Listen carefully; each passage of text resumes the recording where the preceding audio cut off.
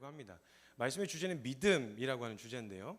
이 믿음이라고 하는 게 굉장히 중요한, 신앙할 때 신자가 믿을 신자잖아요. 그러니까 믿음이라는 건 굉장히 중요한 건데 어쩌면 우리가 이 믿음에 대한 내용을 너무 그냥 추상적으로만 그냥 믿는 거겠지 이렇게 추상적으로 덮고 넘어가는 경우가 너무 많아요.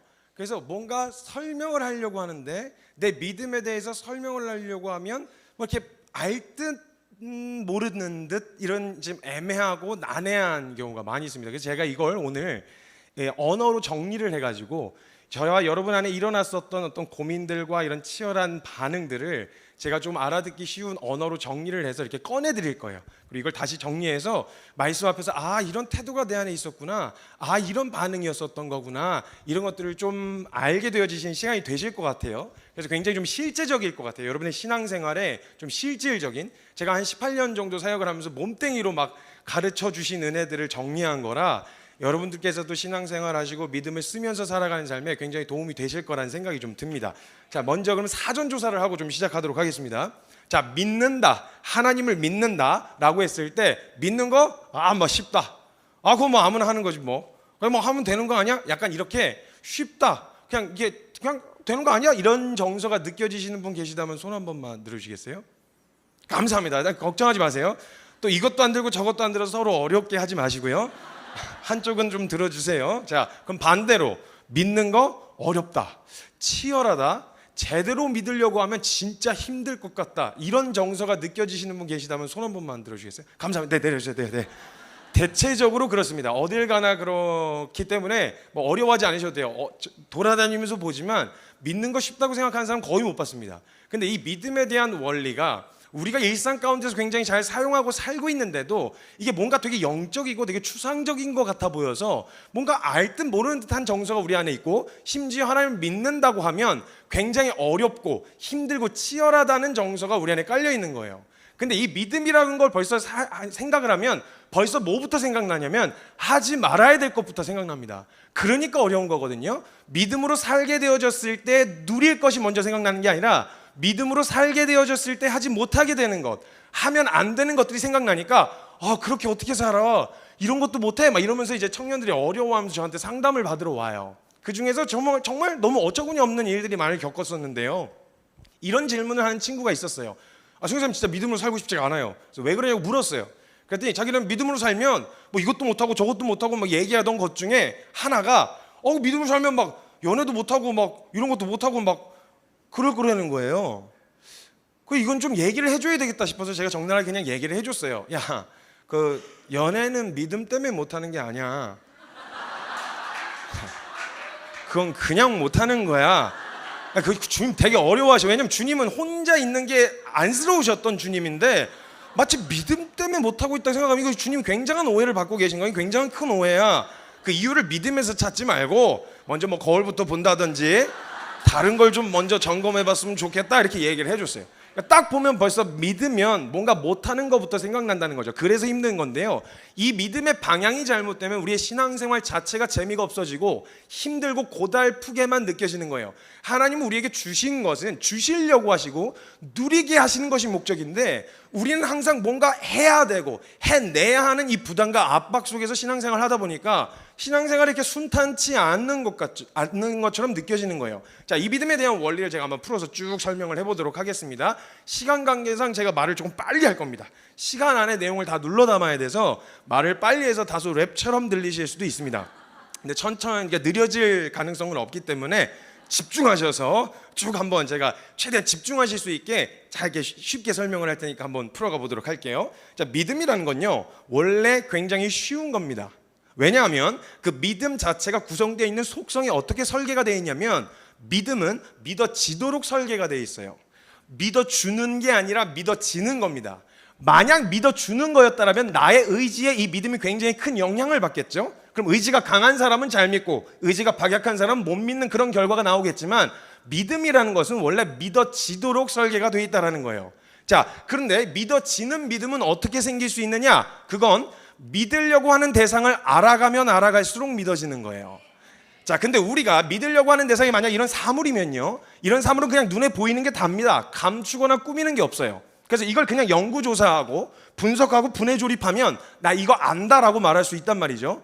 그래서 내가 이걸 보니까 내 정도의 무게는 감당할 수 있을 것 같다 하면 그냥 기댈 수 있는 거예요. 근데 만약 우리가 알아가려고 하는 대상이, 믿으려는 대상이 인격이다 하면 얘기가 달라져요. 인격은 눈에 보이는 게 다가 아니거든요. 옆 사람의 표정이 밝아 보인다고 해서 웃는 게 아닐 수 있습니다. 이건 그대로 드러나지만 사람과 인격은요, 그 생각, 그 사람의 뇌를 열어본다고 생각을 읽을 수 있는 게 아니고요, 심장을 꺼내본다고 마음을 읽을 수 있는 게 아니에요. 그래서 그 사람을 안다고 말할 때에는 보통 그 사람에 관한 정보를 몇 가지 아는 걸로 안다고 말하지 않고요, 그 사람을 겪어서 아는 걸 말해요. 자, 한번 이렇게 생각해 보시죠. 누군가 저를 소개할 때 야, 이 사람 진짜 착해 라고 소개를 해줬어요. 근데 그 소개받은 사람은 그 사람이 착하다는 정보는 들었으나 이 사람이 직접 착한 걸 경험해 보지 않으면 그 말을 온팍 신뢰할 수가 없습니다. 그래서 만약 그 상태로 누군가에게 소개할 때는 아마 이렇게 소개할 거예요. 그 사람 착하다던데, 사람들이 착하대, 이렇게 소개할 수는 있을 거예요. 근데 만약 이 사람이 진짜 자기가 이 사람이 자기한테도 착한 걸 경험하고 나면 아마 다른 사람에게 이렇게 소개할 거예요. 그 사람 진짜 착해, 이렇게요. 그러니까 이 사람에 관한 정보, 지식을 아는 것도 굉장히 중요합니다. 그런데 그거보다 더 중요한 게 뭐냐? 그게 참인지 내가 경험하여 알게 되어졌을 때야 비로소 이 믿어지는 믿음, 내가 굳이 의지를 쓰지 않아도 내 상태가 좋냐 나쁘냐하고는 전혀 상관없이 그 대상에 대한 신뢰가 형성된다는 거예요. 자, 그러면요, 그 대상에 대한 신뢰가 형성되고 나면 내가 연약하냐 내가 부족하냐가 무슨 상관이죠? 내가 연약하면 이 대상이 바뀌나요?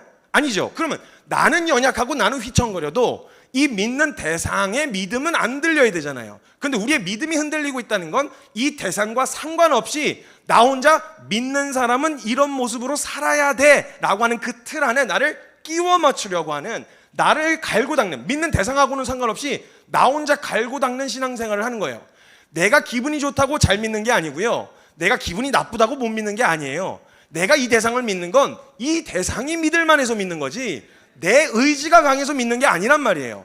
그런데 왜 내 상태에 우리의 믿음이 휘청거리냐는 거예요. 이 믿음이 어딜 향해 있는지 우리가 점검해 봐야 된다는 거예요. 자, 믿음은 알아가는 만큼 믿어지는 거고, 안다라는 것은 경험하여 아는 것을 말한다는 거예요. 자, 그럼 이걸 좀 더 풀어서 쉽게 믿음이 얼마나 쉬운지 계속 설명해 드리겠습니다. 자, 우리 형제님들 중에서 나는 우리 부모님의 주민등록번호를 외우고 있다 하시는 분 손 한번 들으시죠. 역시 소수예요. 네, 감사해요. 이래서 자식 새끼 키워봐야 소용없단 말이 나와요. 여러분, 부모님의 주민등록번호는 가장 기본적인 정보 아니겠어요? 근데 몰라요. 모른단 말이에요. 근데 그 상태로 동사무소나 주민센터 가잖아요. 거기 있는 공무원이 나보다 우리 부모님에 대한 정보를 더 많이 알고 있어요. 언제 어디로 이사 갔는지도 알고 있어요. 자, 그럼 그렇다고 해서 그 동사무소 공무원이 나보다 우리 부모님을 더 잘 안다고 말할 수 있을까요? 그럴 수는 없다는 거예요. 그 대상에 관한 지식과 정보를 아는 것 중요하지만 그것이 보다 더 중요한 건 뭐냐? 나는 그 정보는 몰라도 그 대상과 수십 년을 함께 산 경험이 있기 때문에 모른다라고 하지 않는다는 거예요. 만약 그 공무원이 야, 내가 너보다 너네 엄마 더 잘 알아 이렇게 얘기하면 네가 뭘 알아? 이런 마음이 찾아 들어온다고요. 이런 정서가 느껴지는 거예요. 자, 그럼 이번엔 반대로 자매님들께 한번 여쭤보겠습니다. 어느 날 한밤중에 길을 걷고 있는데 어떤 남자가 칼을 들고 쫓아오기 시작했습니다. 자, 이 상황 지금 무서워요? 안 무서워요? 무서워요.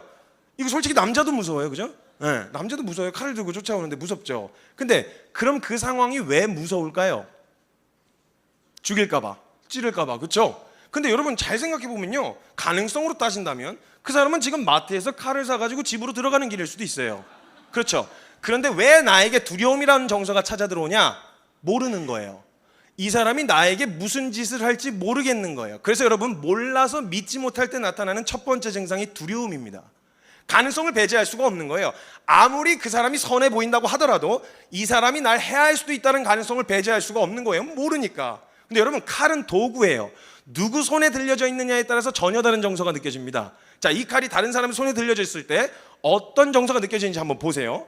자, 여기서 청년분들, 자, 부모님과 함께 사시는 청년분들 대답해 보세요. 나는 아침에 혼자서 누가 깨워주지 않아도 난 알아서 제까닥 잘 일어난다 하시는 분 손. 아, 감사해요. 역시 적어요. 그런 애들 있잖아요. 뭐 수련회 같은 데 가시거나 뭐 단기 선교 가시면 알람 수십 개씩 맞춰놓고 지는 안 일어나고 옆에 사람 다 깨우는 것들 있잖아요. 그거 왜 5분마다 다시 맞춰놨는지 알 수가 없는데 그런 애들 꼭 있어요. 근데 재밌게도요, 이 사람은요, 부모님 이제 보통 그렇게 잘 못 일어나면 부모님들께서 깨워주십니다. 깨워주시는데 우리 대한민국 어머니들 재밌어요. 깨우실 때 어떻게 깨우시냐면 모두 그 대한민국 부모님 다 그러신 것 같아요. 몇 시에 깨우든 상관없어요. 이미 늦었어요. 그러니까 새벽 4시에 깨울 때도 늦었어. 일어나, 얼른 일어나, 빨리, 얼른 빨리 일어나 이러고 나가세요. 근데 자기 혼자 못 일어나는 것들은요, 절대 한 방에는 안 일어나요. 거의 불문율이에요. 절대 한 번에 깨우면 안 일어나요. 그럼 이제 어머니들께서 여러 차례 깨우십니다. 그럼 그 여러 차례 깨우시다가 인내심의 한계 지점에 도달하시면 나오는 고정적인 멘트가 있어요. 뭐라 그러시냐면 좋은 말로 할 때 일어나. 근데 이것들은 좋은 말로는 절대 안 일어나요. 깨우시던 어머니께서 이 뚜껑이 열리십니다. 그래서 너무 화가 나자고 문을 빵 차고 들어오셔서 일어나 하면서 막 소리 지르면서 깨우셨어요. 그럼 이제 보통 그걸 알람 삼아 일어납니다. 마지노선이구나, 이젠 진짜 일어나야 되겠다 하고 일어난단 말이에요. 눈을 부시지 하고 떴는데 어머니가 아침을 준비하다 들어오신 거예요. 그래서 김치를 막 썰다 들어오셨어요. 그래서 왼쪽 손에 김치 국물이 뚝뚝뚝뚝 떨어지고 있고 오른손에는 그 김치를 썰던 칼을 들고 계셨어요. 자, 지금 이 상황 무서워요, 안 무서워요? 무서워요. 여러분 객관적으로 생각해 보세요. 아까 그 남자는 화가 안 났는데도 칼을 들고 있다는 이유만으로 지금 무서웠단 말이에요. 근데 지금 이분은 화가 난 채로 칼을 들고 있어요. 다른 누구에게 화가 난 게 아니라 정확하게 나에게 화가 난 채로 칼을 들고 있다고요. 객관적으로 보면 얼마나 무서운 상황이에요, 그렇죠? 근데 그 상황에서 여유롭게 막 계속 이렇게 버티면서 그냥 기지개를 펴고 여유롭게 일어날 수 있는 게 있다면 그 어머니가 등짝 스매싱까지 때려도 내가 안 일어난다는 이유로 그 칼로 뭐 나를 막 당겨버린다고 뭐 이렇게 할 거라고 하는 가능성 자체가 없죠. 옵션 자체가 없어요. 엄마가 그 칼로 날 해할 수도 있다는 가능성 자체가 없어요. 분명 화가 났는데, 들고 있는데 그 가능성 자체가 없는 거예요. 왜? 엄마니까. 여러분 이 한마디로 정리가 돼요. 수십 년의 경험이 이 한마디 안에 담겨 있어요. 그래서요, 오랜 관계와 경험을 통해서 형성되어진 신뢰관계는요, 장황한 설명이 필요 없어요. 그 사람이니까 그냥 믿을 수 있어요. 뭐라 장황한 설명과 납득시킬 만한 논리가 필요 없어요. 엄마니까 이 한마디로 다 정리가 되어지는 거예요. 이것처럼, 그러니까 엄마하고 그건 가끔 관계 안에서 다툼이 있기도 하고 좀 서운할 때도 있긴 하잖아요, 그렇죠? 그래서 싸울 때도 있어요, 엄마하고. 그래서 너무 신경질 나갖고 친구한테 가갖고 진짜 우리 엄마 왜 그런지 모르겠다고, 왜 그런 거 진짜 말이 안 통해, 세대 차이 느낀다 그러면서 친구한테 막 하소연을 했어요. 그 친구는 내 친구가, 이거 엄마 친구가 아니라 내 친구잖아요. 그 내 편을 들어준다고 듣고 있다가 와 니네 엄마 쓰레기네 이렇게 얘기하면 어때요? 기분 좋으세요? 막 와 너 진짜 내 찐친이다 막 이런 생각 드세요? 아니죠? 욕을 해도 내가 해, 왜 네가 뭔데 우리 엄마 욕, 이렇게 된다고요. 잠깐 서운하고 틀어질 때도 있긴 하지만요, 이 경험을 통해 형성된 신뢰는 웬만한 외압에 의해서 쉽게 깨지거나 흔들리지 않아요. 이게 신뢰예요. 인간과 인간 사이 안에서 신뢰가 형성되어지는 과정이 이래요. 하나님은 인격이시죠. 자, 우리는 하나님에 관한 정보를 여러 가지 어렸을 때부터 신앙생활을 하신 분들은 하나님에 관한 정보를 많이 들으셨을 겁니다. 하나님은 전능하시다, 동의가 되시죠? 하나님은 전능하신데 여러분은 하나님의 전능하심을 언제 경험해 보셨나요? 하나님은 신실하시다, 동의가 되실 거예요. 근데 하나님의 신실하심을 언제 경험해 보셨나요? 그러니까 실제로 하나님의 전능하심을 믿어야 되는 순간에는 내가 믿음이 없다는 걸 발견하게 되는 거예요.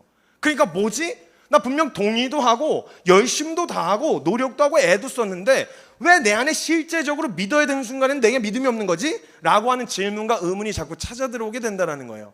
인격과 믿음이 얼마나 쉬운지 여러분 일상 가운데서 잘 쓰고 계신단 말이에요. 여러분 여기서 이렇게 편안하게 강의를 들으실 수 있는 것도요, 암묵적으로 그냥 생각을 안 하고 있어서 그런데 여기 지금 건물이 위아래 이거 공중에 떠 있고 지금 위에 층에도 있습니다. 그러니까 이게 사실은 요 기둥에서 버티고 있는 건데 여기서 뛰고 여기서 편안하게 막 말씀드린 졸기도 하고 이렇게 편안한 마음으로 들을 수 있는 건 내가 집에 돌아갈 때까지 이 건물이 안 무너질 거라는 암묵적인 그냥 믿음이 깔려 있는 거예요.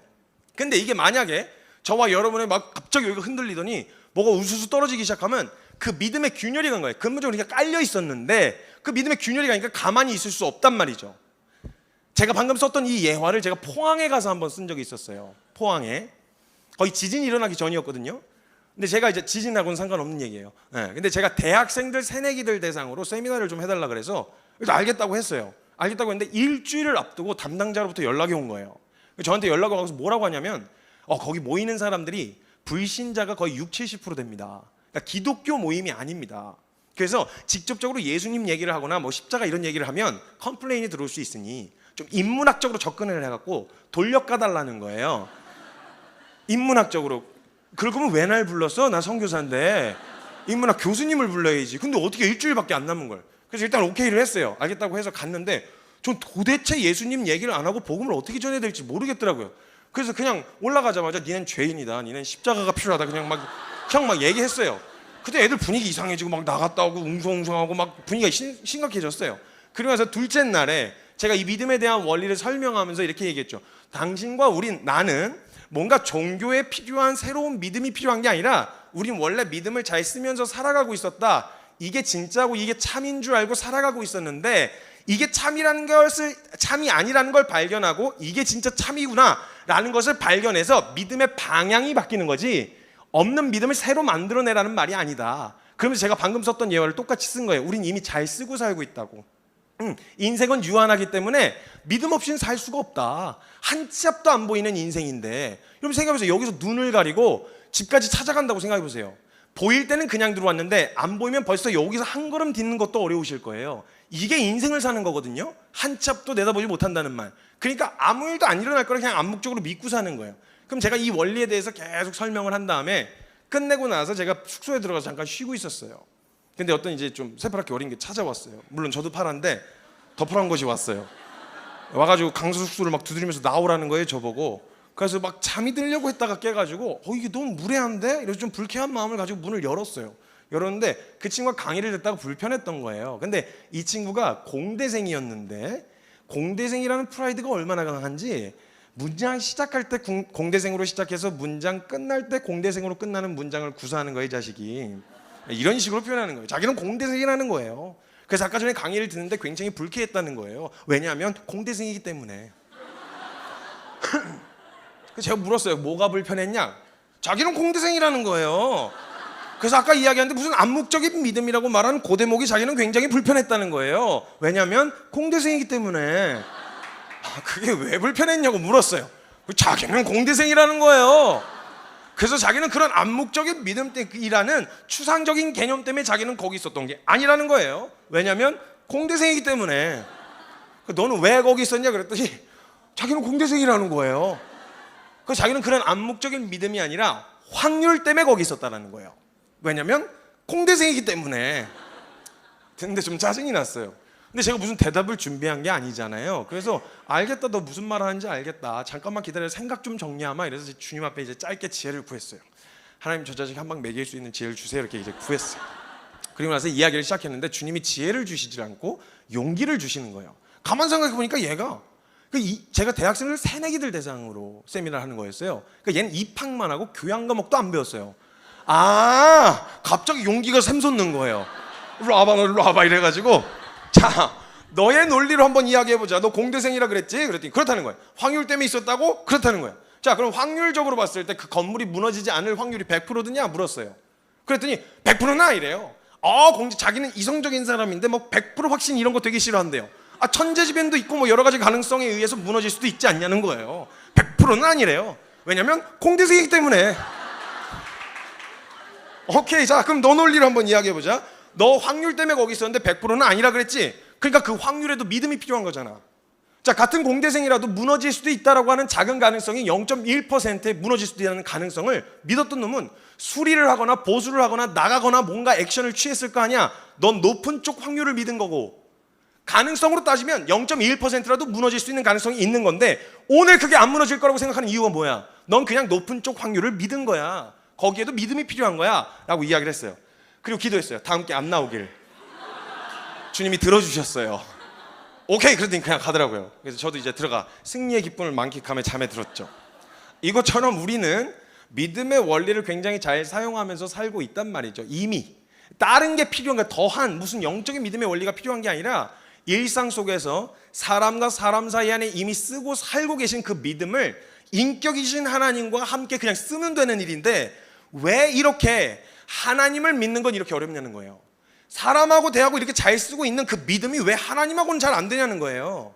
이게 궁금하단 말이죠. 청년들이 이제 와서 질문을 하고 상담을 할 때 그런 질문들을 가지고 오는데요. 막 이제 질문의 레파토리가 비슷비슷합니다. 그래서 이제 질문을 몇 가지 가져오는데 그 중에 탑5 안에 드는 질문들이 몇 개 있어요. 첫 번째는 이제 제가 제일 싫어하는 질문 중에 하나가 이제 연애 관련 질문이에요. 왜 싫어하냐면 아무리 성심성의껏 대답해줘도 결국 지 하고 싶은 대로 연애하더라고요. 왜 묻는지 이해를 할 수가 없어요. 그리고 더 어려운 건 뭐냐면 아직 안 물어도 되는 애들이 자꾸 와서 물어봐요. 그러니까 지금 연애를 하고 있거나 만나고 있는 사람이 있으면 모르겠는데 없어. 그러니까 모든 게 다 가능성인 거예요. 그런 사람 만나려면 어떻게 해야 되냐요? 그걸 내가 어떻게 알아? 그래서 연애 질문 되게 싫어하고요. 신앙 관련된 질문 중에 하나를 가지고 와서 이야기를 할 때 제일 많이 하는 질문 중에 하나가 이겁니다. 선교사님, 믿음으로 했는데 안 돼요. 믿음으로 하려고 하는데 잘 안 돼요. 뭐 이런 질문 해보신 적도 있으시고 받아도 본 적도 있으시고 어쩌면 하고 있는데 입 밖으로 꺼내지 못하고 마음속으로 삭히고 계신 분들도 계실 거예요. 믿음으로 하려고 하는데 잘 안 돼요. 믿음으로 했는데도 안 돼요. 이 질문을 하도 많이 받아가지고요. 이 질문에 대한 답이 정해져 있어요. 그래서 제가 그 질문을 들으면 다시 되물어요. 자, 믿음으로 했더니 뭐가 안 돼? 믿음으로 했는데 뭐가 안 돼? 질문 좀 쉽게 바꿔드릴게요. 믿음으로 했을 때 뭐가 어떻게 되길 바랬는데, 자, 지금 기대한 게 있으니까 실망한 거잖아요. 그럼 믿음으로 했더니 뭐가 어떻게 되길 바랬어? 라고 물어보면 혹시 너가 기대하는 게 믿음으로 했더니 갑자기 내 연약함이 확 사라진다거나, 믿음으로 했더니 갑자기 없던 열정이 생긴다거나, 믿음으로 했더니 갑자기 뜨거워진다거나, 믿음으로 했더니 소심하던 사람이 대범해진다거나, 믿음으로 했더니 뭐 그냥 상황이 쫙쫙 바뀐다거나, 뭐 혹시 이런 거 기대한 거 아니야? 라고 물으면 대부분의 변화는 나의 변화, 내가 어떻게 달라지고 내가 어떤 감정을 느끼고 이거에 대한 믿음의 결과를 그걸로 기대하고 있는 거예요. 근데 여러분, 성경에서 믿음을 이야기할 때는요, 믿음은 굉장히 단순하게 이야기하셨어요. 성경은 믿음을 이렇게 이야기합니다. 하나님을 믿었다. 이게 끝이에요. 근데 우리가 기대하는 게 뭐냐면 하나님을 믿었다? 그러니까 그 뒤에 딸려오는 거 있잖아요. 이거 왜 안 나타나냐는 거예요. 이거 그러니까 이걸 기대하니까 벌써 시작도 하기 전에 질려버리는 거예요. 막 믿음의 사람 하면 딱 떠오르는 인물도 있으시죠? 막 손영원 목사님, 막 주기철 목사님, 막 사랑의 원자탄 손영원, 일사가고 주기철 이러면서 그냥 막 그럼 우리가 봐야 될 건 그분들이 맺었던 하나님과의 관계를 봐야지. 그 모습이 나타날 수밖에 없게 만든 그 관계를 봐야 되는데 그 열매만 자꾸 보니까 그걸 나보고 하라고? 어우, 난 못해. 이렇게 되는 거예요. 질려버리는 거예요. 여러분 기억하셔야 됩니다. 씨앗이 생명이 있고 땅이 좋은 땅이면 심기어지면 열매는 맺혀지는 거예요.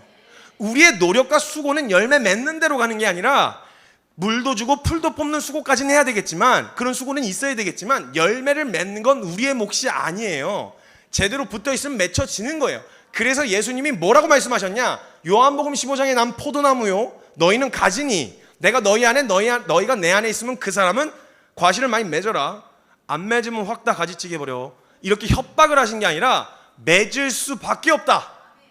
그러니까 뭐 해라? 제대로 붙어 있어라. 열매는 내 몫이야. 거기 붙어 있으면 자연스럽게 맺혀지는 거야.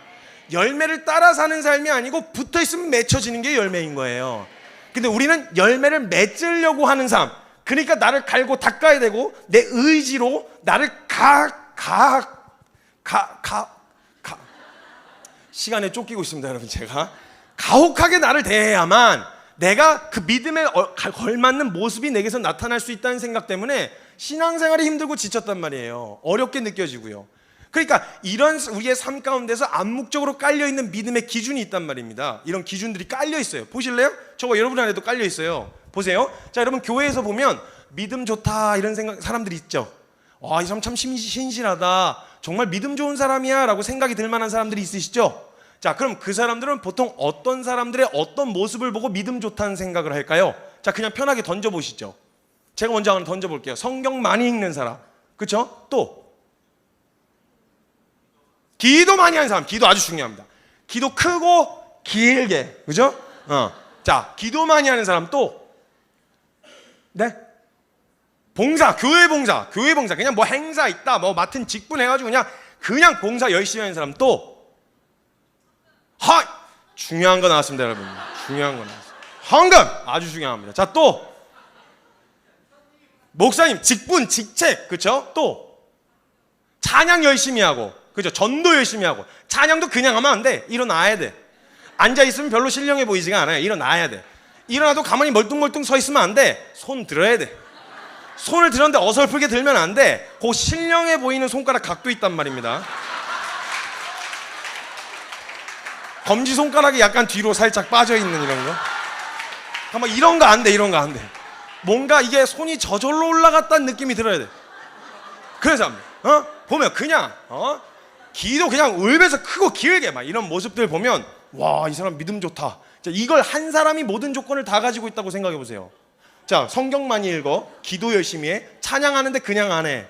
그 다음에 헌금 열심히 해, 봉사 열심히 해, 무슨 직책, 직분 뭐 하는 거면 다 뛰어들어서 한다. 이러면 여러분들이 생각하시기에도 와, 믿음 좋다 이런 생각 드시겠죠?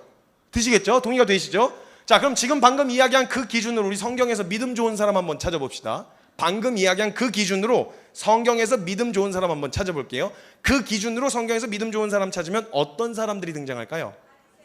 잘 아시네요. 너무 잘 알고 계시네요. 저는 이게 잘못됐다고 말씀드리는 게 아닙니다. 방향이 어디로 향해 있냐는 걸 있는지를 점검해 봐야 된다는 거예요. 근데 여러분, 바리새인 하면 벌써 느낌이 어떠세요? 약간 부정적이시죠? 그러시면 안 돼요. 여러분, 바리새인은 예수님이니까 까신 거예요.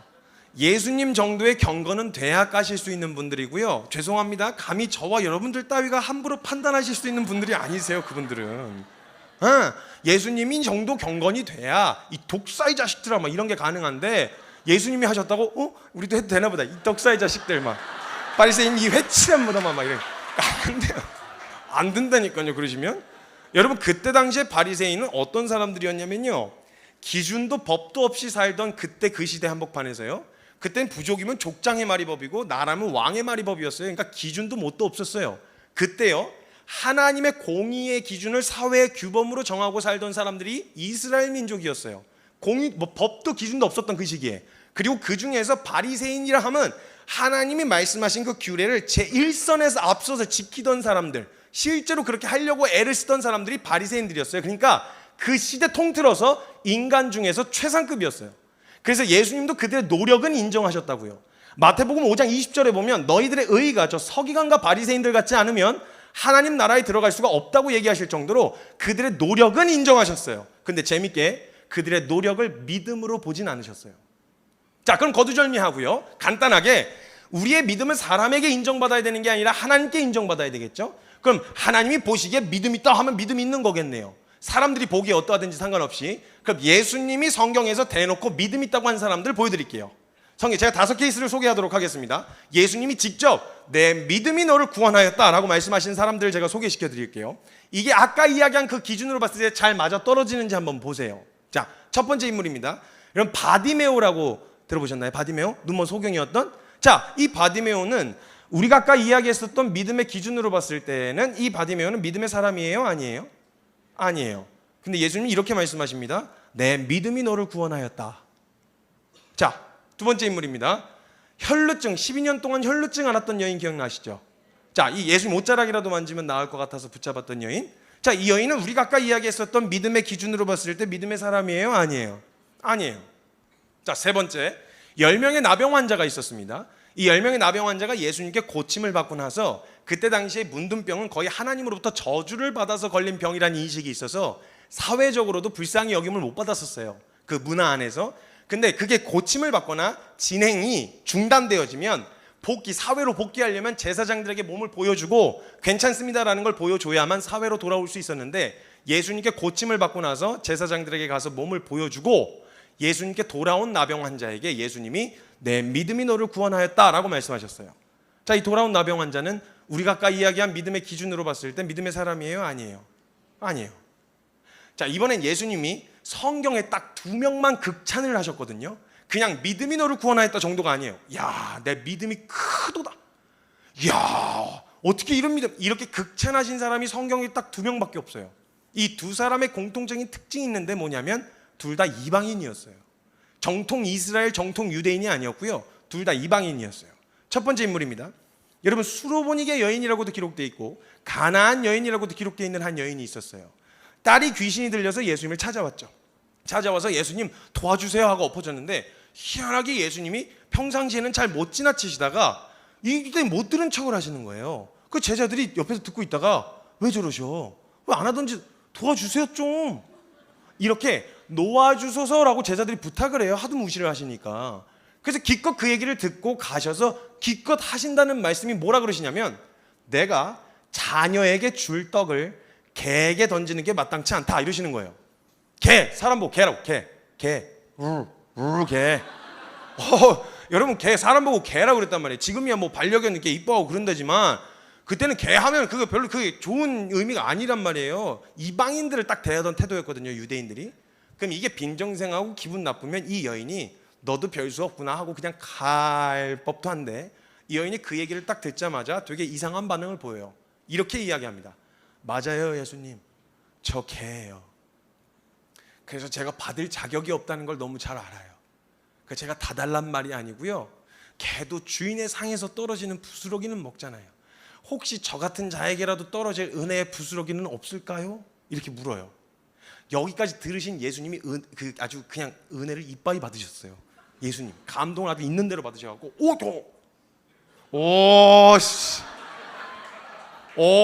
이렇게 된 거죠.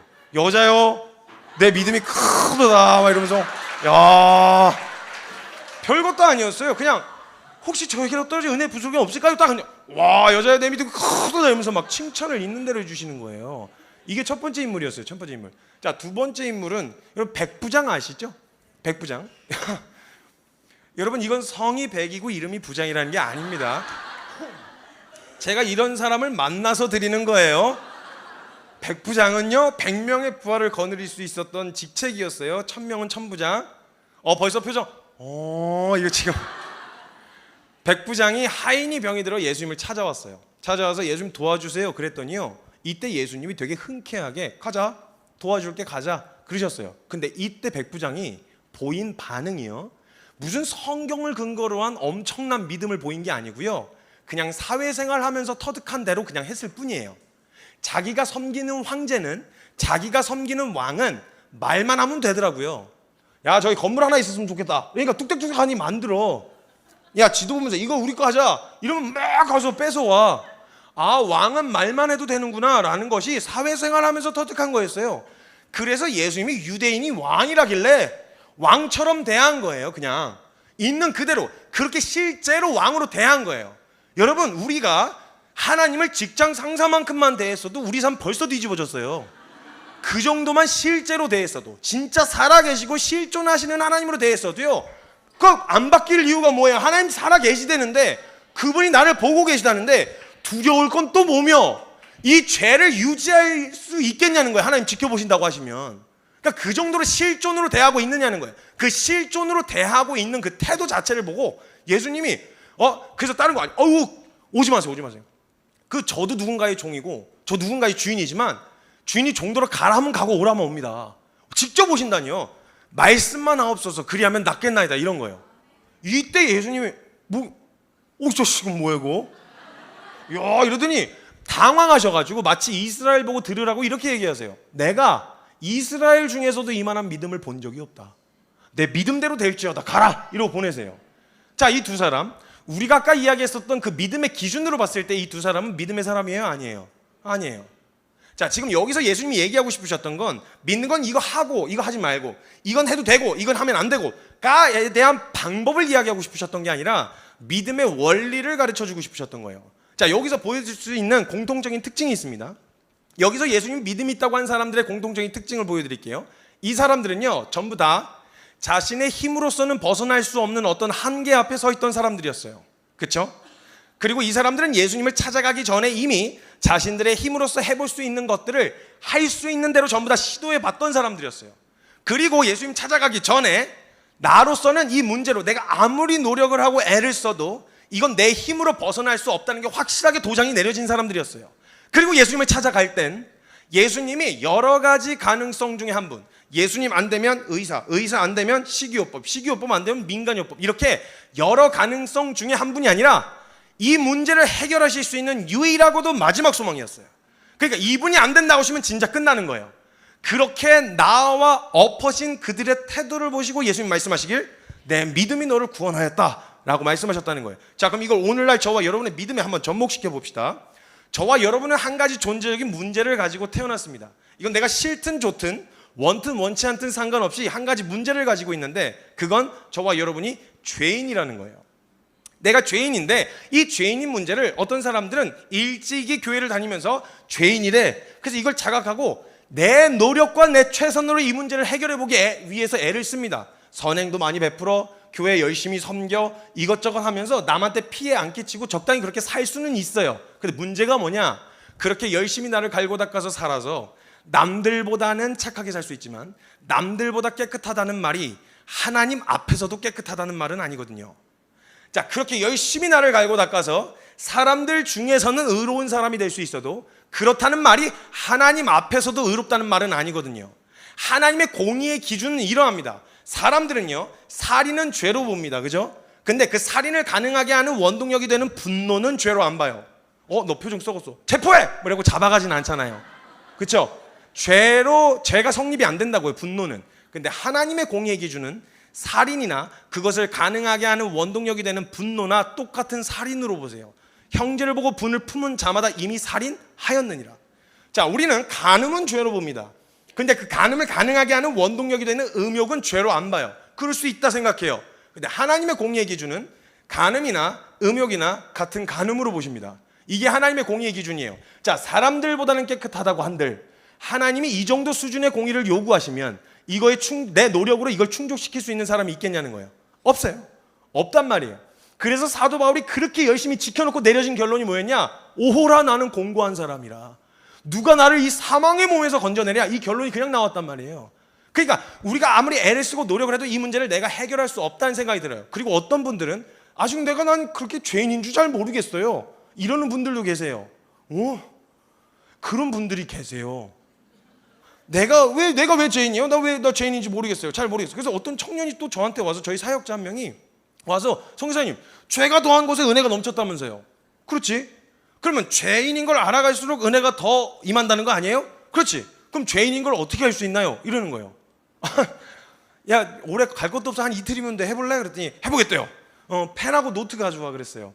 펜하고 노트 가져오라 그래갖고, 넌 지금부터 너 머릿속에 딱 떠오르는 그 생각, 너가 생각이 스쳐 지나가는 바람에 그냥 잊혀지고 덮어놓고 그냥 넘어갔을 텐데, 너 딱 떠오른 그 생각을 바로 글자로 옮겨 놔라.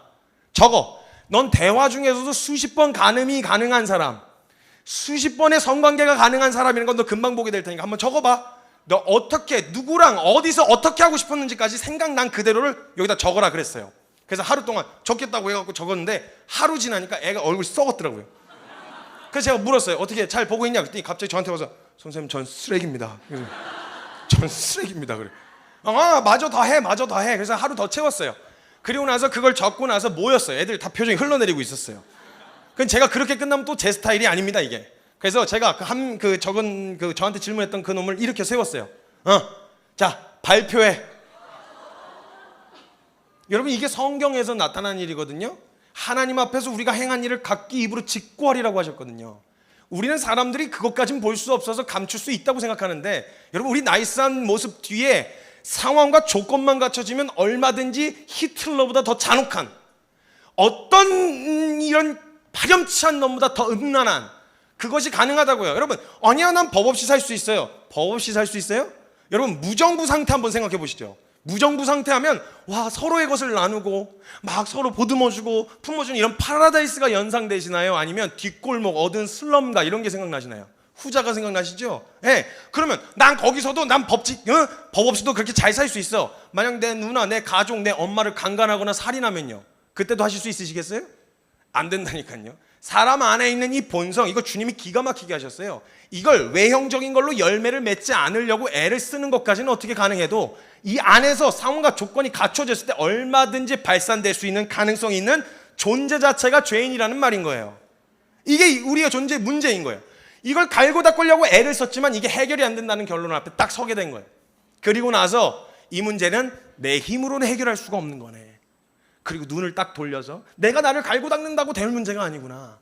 그리고 눈을 돌려서 이 문제를 해결하러 오신 분, 예수 그리스도 앞에 나아가 엎어진 그 태도를 보시고 주님이 너의 믿음이 너를 구원하였다 말씀하신다는 거예요. 자, 그럼 그렇게 나아오니까 그 하나님 앞에 나와 있는 사람의 모습이 어떤 모습일까요? 우리가 아까 이야기한 그 기준, 멋진 믿음의 사람, 의지가 강하고 순결하고 깨끗하고 멋진 이런 사람의 모습처럼 서 있겠어요? 예수님 앞에? 아니죠. 죄인인 거예요. 완전히 너덜너덜한 죄인. 근데 이 사람은 확실히 한 가지 결론은 내려져 있죠. 내가 죄인이라는 걸 아는 죄인이에요. 그렇게 나온 모습을 보시면서 예수님 말씀하시길 내 믿음이 너를 구원하였다 라고 말씀하신다는 거예요. 성경에서 이걸 가르쳐 주고 싶으셨던 거예요. 그래서 예수님 뭐라 그러셨어요? 난 의인을 부르러 온 게 아니라 죄인을 부르러 왔다. 병든 자에게라야 의사가 쓸데있고 건강한 자에게는 의사가 쓸데없느니라. 내가 내 힘으로 해결할 수 없다는 그 존재적인 문제 앞에 서고 났더니 그 문제를 해결하러 오신 분이 보이기 시작하는 거죠. 그 앞에 염치 없이 그냥 나아갔더니 그분이 그 나온 걸음 자체를 믿음으로 봐주시는 거예요. 내가 그 문제 해결할 줄 알고 나한테 나온 거잖아. 너의 믿음이 너를 구원하였다. 이렇게 말씀하신다는 거예요. 여러분, 제가 한 이쯤 정도 이야기를 하고 나면요, 제가 또 막 와다다다다다다 이야기를 하다 보니까 이렇게 말려요. 그래서 이렇게 낚여요. 그래서 듣고 보니까 그러네, 약간 이런 생각이 찾아 들어오실 거예요, 생각 속에. 근데 제가 이렇게 그냥 막 와다다다 말만 뱉어놓으면 약을 파는 것처럼 보일 수도 있으니까 성경적 근거가 있어야 될 거 아닙니까? 그럼 자, 성경적 근거로 예수님이 직접 제자 훈련시켜서 어떻게 바꿔놨는지를 보면 알 수 있을 거 아니에요, 그렇죠? 예수님이 진정 원하셨던 믿음의 사람이 어떤 모습이었는지, 예수님이 제자 훈련시켜서 어떻게 바뀌었는지를 보면, 예수님은 불완전하신 하나님이 아니에요. 미완성으로 끝내고 가실 분이 아니시라고요. 근데 주님이 시간 없어, 바빠가지고 야 미안하다, 너 어떡하냐, 다음에 AS 해줄게 이러고 가실 분이 아니라고요. 만약 승천하셨다면 완벽하게 충족되어서 승천하신 거란 말이죠. 그럼 그 제자들을 어떻게 바꿔놓으셨는지를 보여드려야 되는데, 그 성경에 우리 놀라운 사실이 뭔지 아세요? 저와 여러분은 수십 년 신앙생활을 해도 12제자의 이름을 못 외우고 있습니다. 12명밖에 안 되는데. 해보세요, 안 나올 거예요 벌써. 자, 그래서 저 구석에 있는 제 이름도 들어보지 못한 제자를 이야기하면 벌써 뭐 이렇게 갖다 끼워 맞추는 거 아니야, 이런 생각이 드실 수도 있어서 유명하신 그 제자 한 분을 모셔올게요. 다 아시는 예수님 수제자 이러면 딱 떠오르는 인물이 있으세요. 그분을 모셔올게요. 베드로 선배님이세요. 이 베드로 선배님은 정말 낄 때 안 낄 때 구분을 잘 못하셨어요. 이분 성격 자체가 굉장히 다혈질이셨어요. 그래서 낄 때 안 낄 때 구분을 못하시고요. 또 특징이 뭐냐면요, 낄 때 안 낄 때 구분을 못하고 들이댔다가 한 번 털리면 또 되게 소심해져요, 사람이. 그래서 구석탱이 잠깐 가서 찌그러져 있어요. 근데 문제가 뭐냐, 이게 또 오래 안 가요. 사고를 반복적으로 치십니다. 제가 성경 여러분 재밌게 읽으면 진짜 재밌거든요. 성경을 제가 좀 입체적으로 믿음의 원리를 담아서 설명을 좀 풀어드릴게요. 이 베드로 선배님이 본업이 뭐였냐? 어부였습니다. 누가복음 5장에 보면 예수님이 베드로를 처음 부르시는 장면이 등장하는데요, 이분의 본업이 어부였는데 이분이 별로 실력 좋은 어부가 아니었어요. 밤새도록 한 마리를 못 잡아요. 여러분, 제가 낚시질이면 이해를 해요. 한 마리씩 잡는 거니까. 그물질을 하셨다고요. 송사리 한 마리는 잡아야 될 거 아니야. 한 마리를 못 잡고 계속 첨벙첨벙만 하고 있는 거예요. 예수님도 보시다가 야, 쟤 어부는 아닌 것 같다, 너 그냥 사람을 낚아라 이래가지고 베드로를 이제 부르세요. 자, 해변가에서 기다리고 계시다가 새벽녘쯤 됐을 때 한참 첨벙첨벙만 하고 있으니까 그것도 열심히 제자들을 향해서 예수님 물어보세요. 얘들아, 고기 많이 잡았냐? 이렇게 물어보세요. 근데 뭐 또 자랑이라고 아니요, 한 마리도 못 잡았습니다 이렇게 대답을 해요. 그래, 그럼 너 그물 한번 오른편에다 던져봐 이렇게 얘기를 하셨어요. 그러면 원래 자기 업으로 사는 사람들 남의 말 그렇게 잘 안 들어요. 자기가 하던 가락이 있는데, 근데 이분 소신도 없으셨어요. 오른쪽이요? 그러더니 휙 하고 던져요. 그러더니 영창하고 끌어당기는데 어차피 안 잡힐 거라 생각했나 봐요. 영창 되는데 잔뜩 잡힌 거예요. 이때 베드로가요, 예수님이 무슨 뭐 메시아라거나 그리스도라거나 이런 거 몰랐어요. 그냥 범상치 않으신 분이시구나라는 것까지만 알았어요. 그런데도 그때 베드로가 예수님께 보였던 첫 번째 반응이 뭐였냐? 주여, 나는 죄인이로소이다, 나를 떠나소서라고 했어요. 자, 예수님 범상치 않은 분이라는 것만 알았어도 같이 있기가 부담스러운 거 있죠.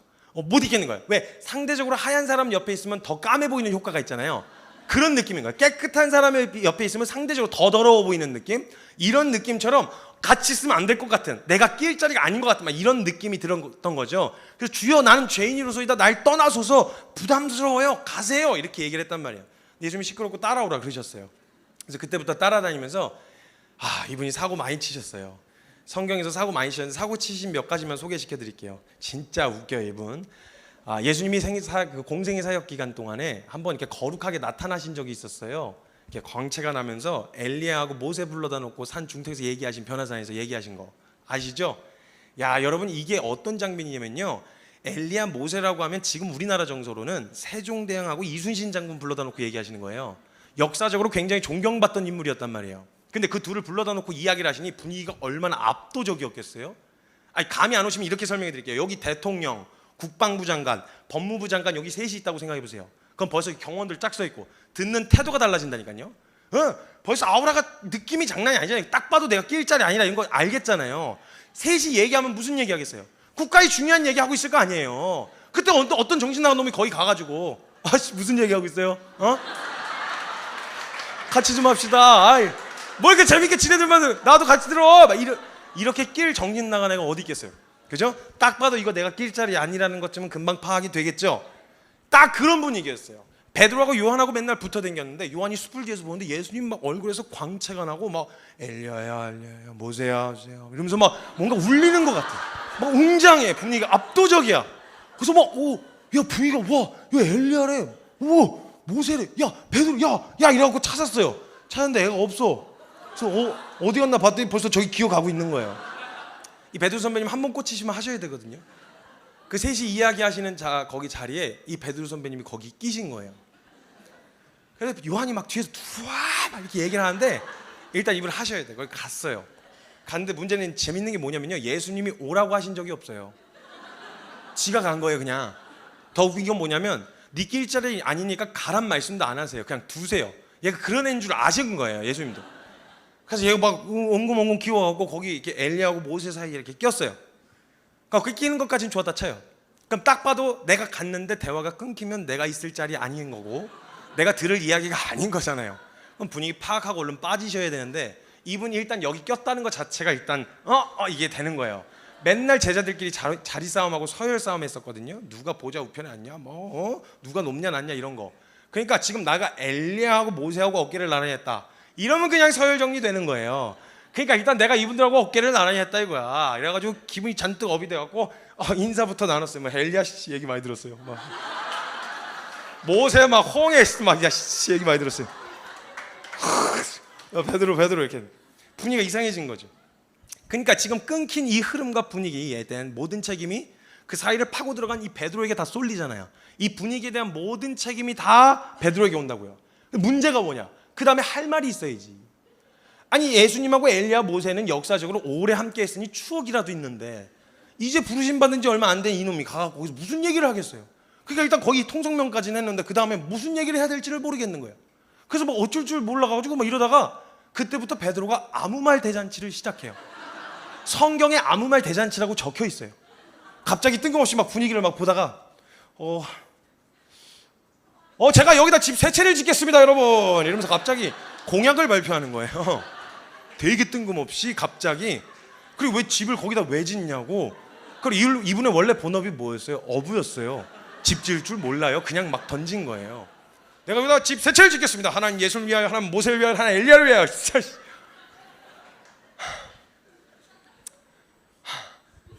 이 분위기가 수습이 안 되는 거예요. 수습이 안 되니까 이게 성경을 쓰던 저자가 이게 사건이라서 기록은 해야 되겠어서 기록을 하다가 도대체 어떻게 매듭을 줘야 될지를 모르겠는 거예요.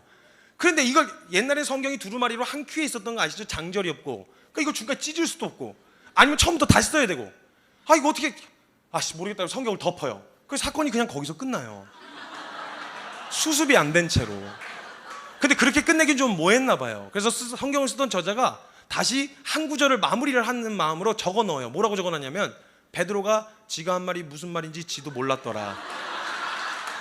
아무 말 대잔치였더라 이 말이에요. 그리고 빨리 넘겨요. 사건을 바로 빵 넘긴단 말이에요. 그 다음에 또 이분이 또 사고를 대형사고 하나 치셨는데 여러분 이 사건은 아주 유명하니까 잘 아실 거예요. 예수님 물 위로 걸어오셨던 사건 아시죠?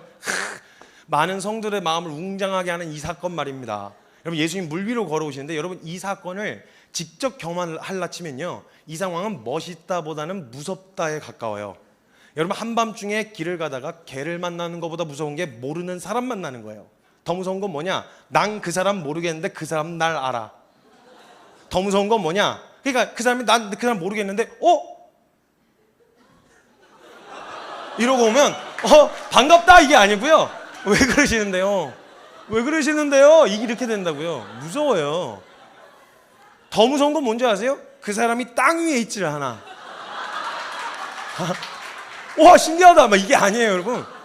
무섭다고요. 무서운 상황이에요. 그게 얼마나 무서운 상황이었겠어요, 여러분.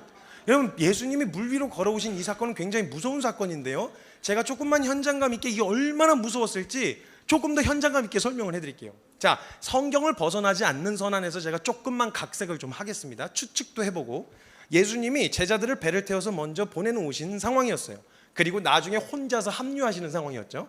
그리고 해변가에 도착하셨을 때 미루어 짐작컨대 배는 한 척 있었을 것 같아요. 그래서 배를 타고 가시면 되는데 예수님이 해변가에 도착하셔서 잔뜩 피로와 피곤함에 이렇게 쌓여 있었는데 예수님이 배를 타려고 딱 봤는데 가만 생각해 보니까 보통 배를 타면 제자들이 노를 져줬었거든요. 근데 지금 애들 있는 데까지 나 혼자 지금 배에 노를 저어서 거기까지 바람 많이 불고 있는데 갑자기 주님이 좀 피곤한데 이거 어떡하지 해서 고민을 하시다가 그냥 가자 이래서 찹 그래서 진짜 별 생각 없이 그냥 배를 타고 가냐 아니면 물 위를 걸어가냐, 그냥 이거 옵션 중 하나죠. 왜? 하나님의 본체신데 예수님이 천지를 창조하신 분이 물 위를 걷는 것쯤이야. 별 문제 아니란 말이에요. 그래서 예수님은 배를 타고 가고 그냥 가자 그래서 찹 이러면서 그냥 걸어가셨어요. 근데 문제는 여기서부터 시작됩니다. 여러분, 그때 당시에 무슨 등대가 있어요? 라이트가 있어요? 아무것도 없죠. 오로지 바다 한복판에서 시야가 확보될 수 있는 방법은 하늘에 떠있는 별빛과 달빛뿐이었단 말이에요. 그렇죠? 근데 그때 천둥번개 쳤잖아요. 먹구름 잔뜩 껴있었단 얘기예요. 아무것도 안 보이는 상황. 제자들이 막 앞에 있는 애도 잘 구분이 안 가는 그런 칠흑 같은 어둠이었어요. 요 상태에다가 진짜 더 심각한 건 뭐냐? 예수님 스타일이에요. 예수님 하면 딱 떠오르는 이미지 한번 생각해 보세요. 아마 이런 이미지가 떠오르실 거예요.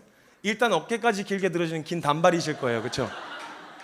그리고 입고 다니시는 옷이 발목까지 오는 아이보리색 계열의 원피스 입고 계실 거예요. 그렇죠? 위에는 약간 오버핏, 그래서 약간 치렁치렁 해갖고 쪼리 같은 샌들 하나 신고 계시고 조금만 더 나아가면 이렇게 빨간 띠 두르고 계시죠? 여러분 생각 속에 예수님 딱 저 헤어스타일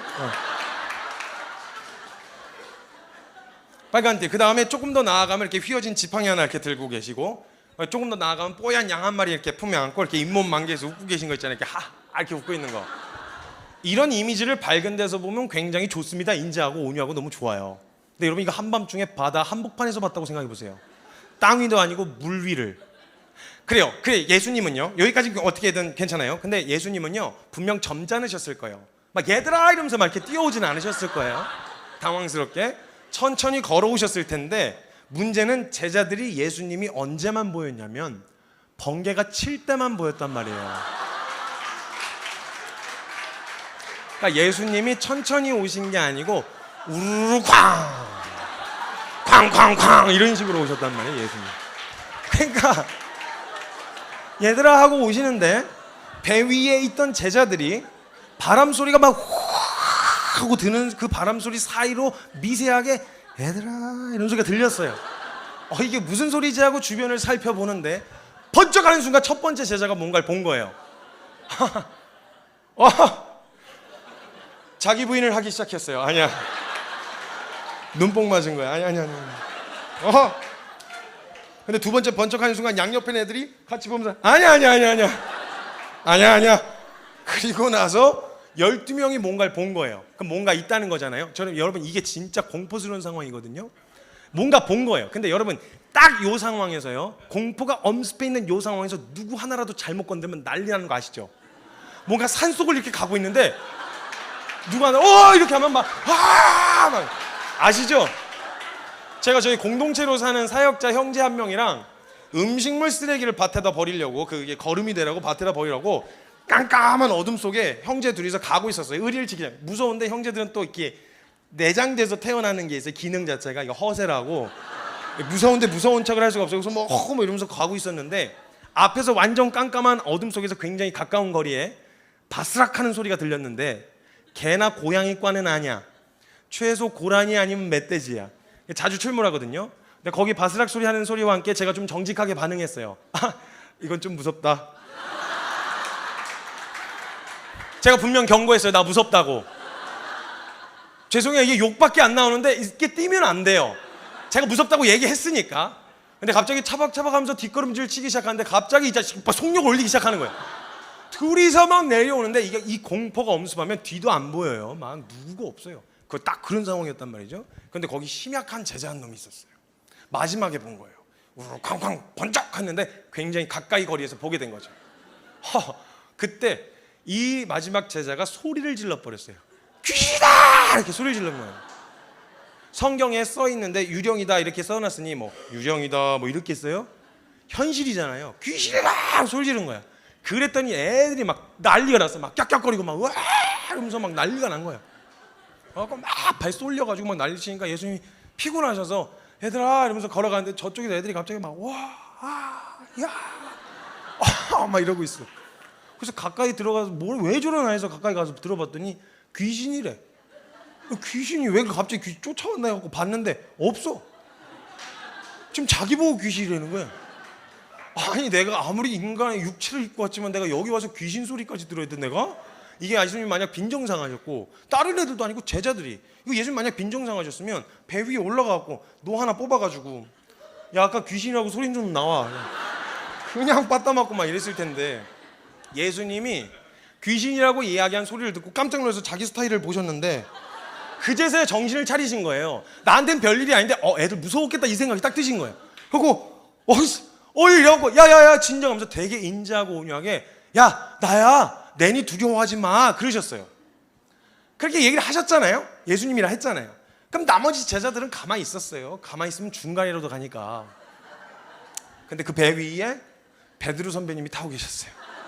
이분은 중간이란 거 되게 싫어하세요. 뭐 아니면 도 아니면 뭐예요. 딱 보는데 뭔가 머릿속에 딱 스치고 지나갔어요. 일전에 엘리야하고 모세 만났잖아요. 근데 뭔가 멋있는 거야. 물 위를 걷는 거. 근데 일전에 엘리야하고 모세를 만났을 때 내가 할 얘기가 없었다고. 왜? 나는 업적 같은 게 없으니까. 근데 가만 생각해보니까 이 엘리야하고 모세 둘 다 물에 관련된 업적이 있는 거예요. 엘리야는 그 요단강 갈랐잖아요. 모세는 홍해 갈라고. 내가 나중에 이야기할 때 나도 물에 관련된 거 하나쯤은 있어야 될 것 같아. 근데 물 위를 걷는 거? 괜찮을 것 같아 이거. 예수님 잠깐 스탑. 잠깐만. 나도 이렇게 된 거죠. 이렇게 된 거예요. 막 예수님 잠깐 스탑. 잠깐만. 그래서 나도 이러니까 막 요한이 막 나대지 말라고 막 가만히 있으라고 막 오신다잖아 이래갖고 말렸는데 이분이 일단 한번 꽂히시면 하셔야 돼. 예수님도 못 말린다는 거 아셨어요. 오라 그러세요. 오라 그러셔서 베드로가 기어 나가는데 여기에 제가 지금까지 이야기했던 모든 원리가 여기 다 담겨 있어요. 한번 보세요. 베드로가 발 한 발자국을 딱 띄어서 디뎠어요. 자, 디뎠는데 뜬 거예요. 떴어요. 뜬 거예요. 베드로도 신나고 놀랐고 제자들도 다 놀랐어요. 내가 떴어. 이렇게 된 거죠. 자, 그럼 지금 베드로가 한 발 딱 떴는데요. 이 뜬 거는 지금 누구 능력으로 뜬 걸까요? 예수님 능력으로 뜬 거죠. 그렇죠? 왜냐하면 베드로는 애시당초 물에 뜰 수 있는 능력 자체가 없잖아요. 그러니까 그런데도 불구하고 내가 물 위에 떠 있다면 그건 내 능력으로 뜬 게 아니라 예수님 능력으로 뜬 거죠. 그러니까 우리는 걸을 수가 없잖아요, 물 위를. 근데 어떤 친구가 또 와가지고 성사님, 제 주변에 이상한 애들이 많아요. 성사님, 물 위를 걷는 방법 가르쳐 드릴까요? 그러는 거예요. 그래서 또 무슨 신박한 소리를 할까 싶어갖고 가르쳐 달라고 그랬더니 잘 들으세요. 한 발이 다 빠지기 전에 다른 한 발을 옮기면 돼요.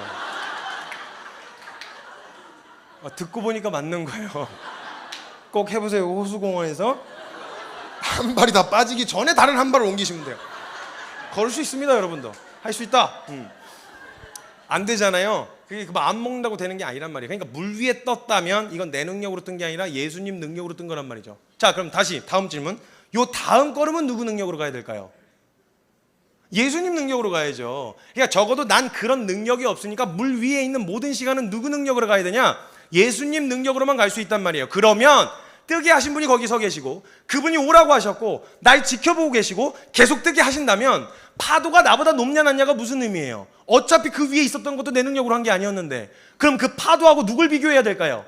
예수님하고 비교해야죠. 그 파도가 예수님보다 클 리는 없잖아요. 그럼 날 뜨게 하신 분이 넘게 하시겠지로 가야죠. 이게 정상적인 반응이잖아요. 많은 사람들이 여기서 오류를 범하는 게 뭐냐?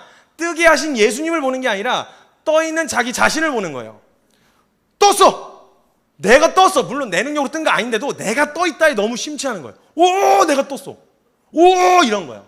이게 어떤 반응이냐면 이런 거예요. 저와 여러분이 아주 가끔 신앙생활을 하면서 아주 가끔 한번 제대로 믿어봐 이런 생각이 찾아 들어올 때가 있어요. 아주 가끔 말씀 한번 읽어봐 한번 기도 한번 해 이러면서 막 뜨끈뜨끈해지면서 이럴 때가 있어요. 언제 그러냐면 1년에 한 두어 차례 정도 뭐 수련회 끝난 직후, 뭐 부흥회 끝난 직후, 뭐 이럴 때 이제 막 뜨끈뜨끈해지면서 뭐 기도 한번 해봐, 뭐 말씀 한번 읽어, 뭐 이런 생각이 들어올 때가 있어요. 근데 그거 한번 해보셨더니 얼마나 가시던가요? 뭐 한 2주?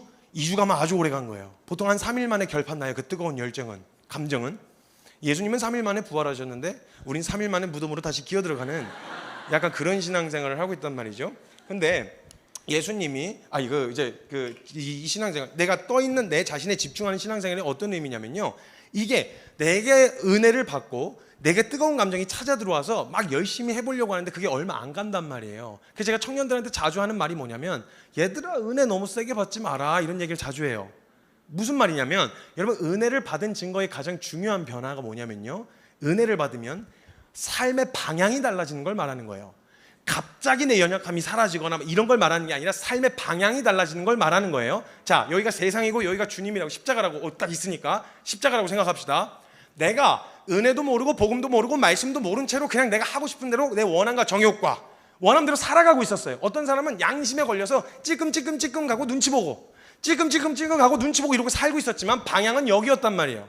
그런데 어느 날 말씀에 의하여서든 예배를 통하여서든 그 충격으로 인해서 이거 아니구나 라는 것이 내 마음가운데 부어져서 방향이 바뀌는 것, 이게 은혜 받은 가장 중요한 변화예요. 자, 그런데 여기서 이만치 가다가 여기서 방향을 틀었으니, 나는 방향은 틀긴 틀었는데 난 지금 어디에 더 가까이 있어요? 내 육체는 세상에 더 가까이 있죠. 그래서 내게 찾아 들어와 있는 내 습관적인 죄의 반응들, 생각, 말, 행동, 이런 것들이 여전히 남아있는데 가끔 내 생각 안에 이런 생각이 찾아 들어오는 거예요. 나 분명 은혜 받았고 나 분명 이렇게 살기로 결정했는데 왜 나한테 이런 행동, 이런 생각, 이런 습관들이 내게 남아있는가 라고 하는 것은, 이게 여기서 삶의 방향은 바뀌었지만 내가 그동안 살아왔었던 몸에 쩌들어 붙은 이 죄의 습관들이 날 계속 붙들고 있는 거예요. 근데 여기서 그거에 집중할 게 아니라 여기서 방향을 틀어서 시작된 한 걸음, 이게 시작되면 다른 건 다는 의미가 없다는 거예요. 왜냐하면 이 한 걸음이 시작되면 그때부터는 작은 걸음처럼 보여도 세상으로부터는 한 걸음 멀어지고 주님하고는 한 걸음 가까워지는 걸음이 시작되는 거거든요. 근데 우리는 이 한 걸음의 변화를 중요한 변화로 보지 않는 거예요. 그러니까 우리가 변하면 어떻게 변해야 되냐, 요만치 가다가 획 뒤집어져서 사도 바울급으로 변해야 되는 거예요. 이런 걸 이제 날로 먹는다 그래요. 날로 먹는다. 주님 질서의 하나님이세요. 그러나 하나님은요, 여기서 세상에 더 가까이 있었던 여기서부터의 한 걸음이나 사도 바울이 걸은 한 걸음이나 똑같은 믿음으로 보세요. 그게 아니라면 우편강도가 천국 들어갈 리가 없어요. 이 정도 수준이 돼야 들어갈 거 아니에요. 근데 우리는 벌써 이 정도 기준과 수준이 돼야만 믿음이 있다라는 생각이 들까 이 한 걸음을 작은 걸음으로 보는 거예요. 이 한 걸음은 굉장히 중요한 변화입니다, 여러분. 은혜 받은 사람의 가장 중요한 증거와 변화는 방향의 전환, 그리고 걸어가는 것까지입니다. 아무리 사소한 걸음이고 작은 걸음이라고 할지라도 그 한 걸음의 시작은 세상으로부터 멀어지는, 주님과는 가까워지는 걸음이 시작된다는 거예요. 아멘. 네. 근데 여기서 제가 이제 은혜를 세게 받지 말란 말이 무슨 말이냐면, 은혜를 받으면 좀 적당히 받아가지고 방향이 딱 180도만 바뀌어야 되는데 애들이 은혜를 너무 세게 받아가지고 이제 360도가 바뀌어 돌아오는 거예요. 그러니까 세상을 향해 가다가 이거 아니구나, 이렇게 살면 안 되겠다, 주님 따라서 살아야 돼, 그러다가 인간이 어떻게 그렇게 살 수 있겠어 이러고 가던 길 계속 가는, 약간 이런 신앙의 레파토리가 저와 여러분에게서 반복되셨죠. 근데 여러분 웃기게도요, 요게 한 번, 두 번만 반복돼도요, 처음에는 돌아오면 이 방향으로 이렇게 한 바퀴 돌아오면요 이상해요. 왜 그렇지? 나 은혜 받았는데 왜 여기로 다시 돌아왔지? 이러면 안 되는데 찔리기도 하고요. 이게 몇 차례만 반복되잖아요. 여기로 돌아오는 게 당연해진다고요. 그러니까 돌아올 곳에 돌아왔다라는 생각이 들어요. 벌써 여러분 은혜 받으면 벌써 두려운 생각, 이거 얼마나 가겠어? 이런 생각 드실 거예요 아마. 근데 여기 돌아와서 여기 돌아오면 나중에 익숙해진다고요. 이러다 정도가 지나쳐서 몇 년 지나잖아요. 무슨 일이 일어나냐? 어차피 일로 돌아올 거잖아요. 그러니까 한 바퀴 돌지도 말자 그래요. 그래서 우리에게 은혜란 그저 가던 길 가다가 양심에 찔려서 잠깐 멈칫하게 하는 정도의 효과밖에는, 그 정도의 영향력밖에는 행사할 수 없었던 거예요. 여러분 진짜 은혜를 받아서 방향을 뒤집히게 되어지는 이 은혜가 살아가는데, 사람들이 항상 이 방향에 머물러 있게 되어지는 이유가, 어떻게 인간이 죄를 안 짓고 살아? 어떻게 죄를 안 짓고 사냐고, 이렇게 살아가는 거 어쩔 수 없는 거 아니야? 이런 이야기를 한단 말이죠. 이게 얼마나 어처구니 없는 이야기인지 보여드릴게요. 제가 이게 설교자로서도 이야기하기가 부담스러운 이유는, 그럼 너는 죄 안 짓고 살아 물을 거 아니에요. 그게 이게 말하는 것도 부담스러운데 이게 얼마나 어이없는 건지 한번 보세요. 인간이 어떻게 죄를 안 짓고 살아? 여러분이 술을 진탕 먹다가 간이 망가졌어요. 간 이식밖엔 답이 없대요.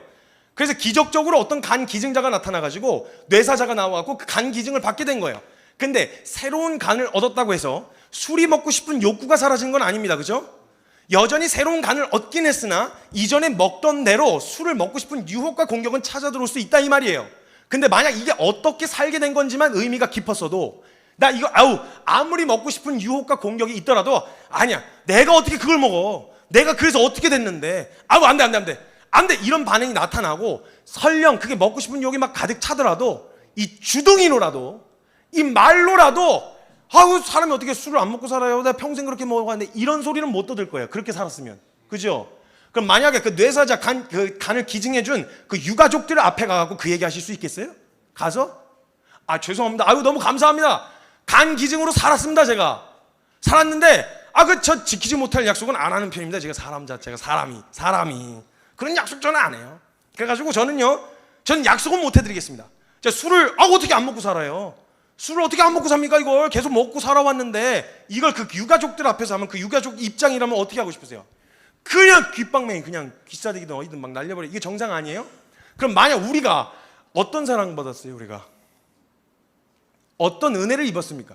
버젓이 십자가 걸어놓고 이 앞에서 어떻게 인간이 죄를 안 짓고 살아요? 라는 말이 어떻게 나올 수 있습니까? 그 말이 나올 게 아니라 나 왜 이 은혜를 받고도 이 자리에 엎어졌죠? 나 왜 여기 엎어진 거예요? 가슴을 찢고 주님 앞에 자복할 일이지. 인간은 어쩔 수 없다, 다 그러지 않습니까? 사람들 다 넘어지고 다 연약하지 않습니까? 이걸로 내 연약함을 둘러댈 일이 아니라는 거예요. 그 은혜만 알았더라도 유가족들 앞에서 제가 진짜 2명의 인생분으로 살게요. 진짜 저도 연약하고 저 부족하지만 이거 이거 정말 그 생명에 아깝지 않게 제가 살아볼게요. 주둥이로라도, 설령 넘어지고 실제로 유혹을 받아 자빠지는 일이 있더라도, 왜 자빠졌지? 왜 나 또 먹은 거지 그거? 이러고 가슴을 칠 일이지, 어쩔 수 없다는 핑계 댈 일이 아니란 말이에요.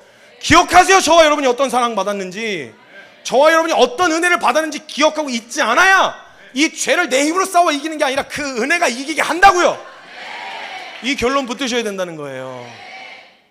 이 결론을 붙들고 나아가실 때 주님이 지키시는 거예요. 기억하셔야 됩니다. 은혜는 내 힘으로 지키는 거 아닙니다. 그 은혜가 나를 지키시는 거예요. 말씀을 내 힘으로 지키는 거 아니에요. 그 말씀이 나를 지키시는 거예요. 전 하나님 제가 붙드는 건 줄 알았어요. 제가 놓치면 죽는 줄 알았어요. 근데 그 손에 힘이 빠지고 났더니 주님이 날 붙들고 계셨다는 걸 보게 된 거예요. 이 은혜가 임하기를 주의 이름으로 축복합니다. 베드로가 그래가지고 물에 떠 있었단 말이죠. 저도 냉탕 온탕 지금 당황스럽습니다. 지금 시간이 그래가지고 어떡하죠? 저 아직 괜찮습니까? 괜찮을까요? 감사합니다. 네, 조금만 여유롭게 하겠습니다. 숨 차라.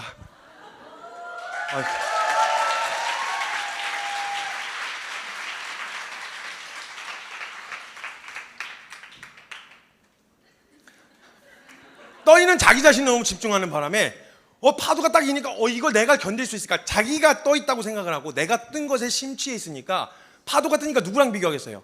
파도랑 자기를 비교할 거 아니에요. 이걸 내가 견딜 수 있을까? 이 생각이 벌써 찾아 들어온 거예요.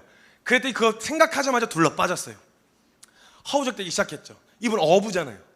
수영을 못해요. 어부라고 수영할 수 있는 건 아니니까 허우적대기 시작한 걸 예수님이 가뜩이나 피곤해서 걸어오신 건데, 그 물먹은에 끄집어내려니 또 얼마나 무거워요.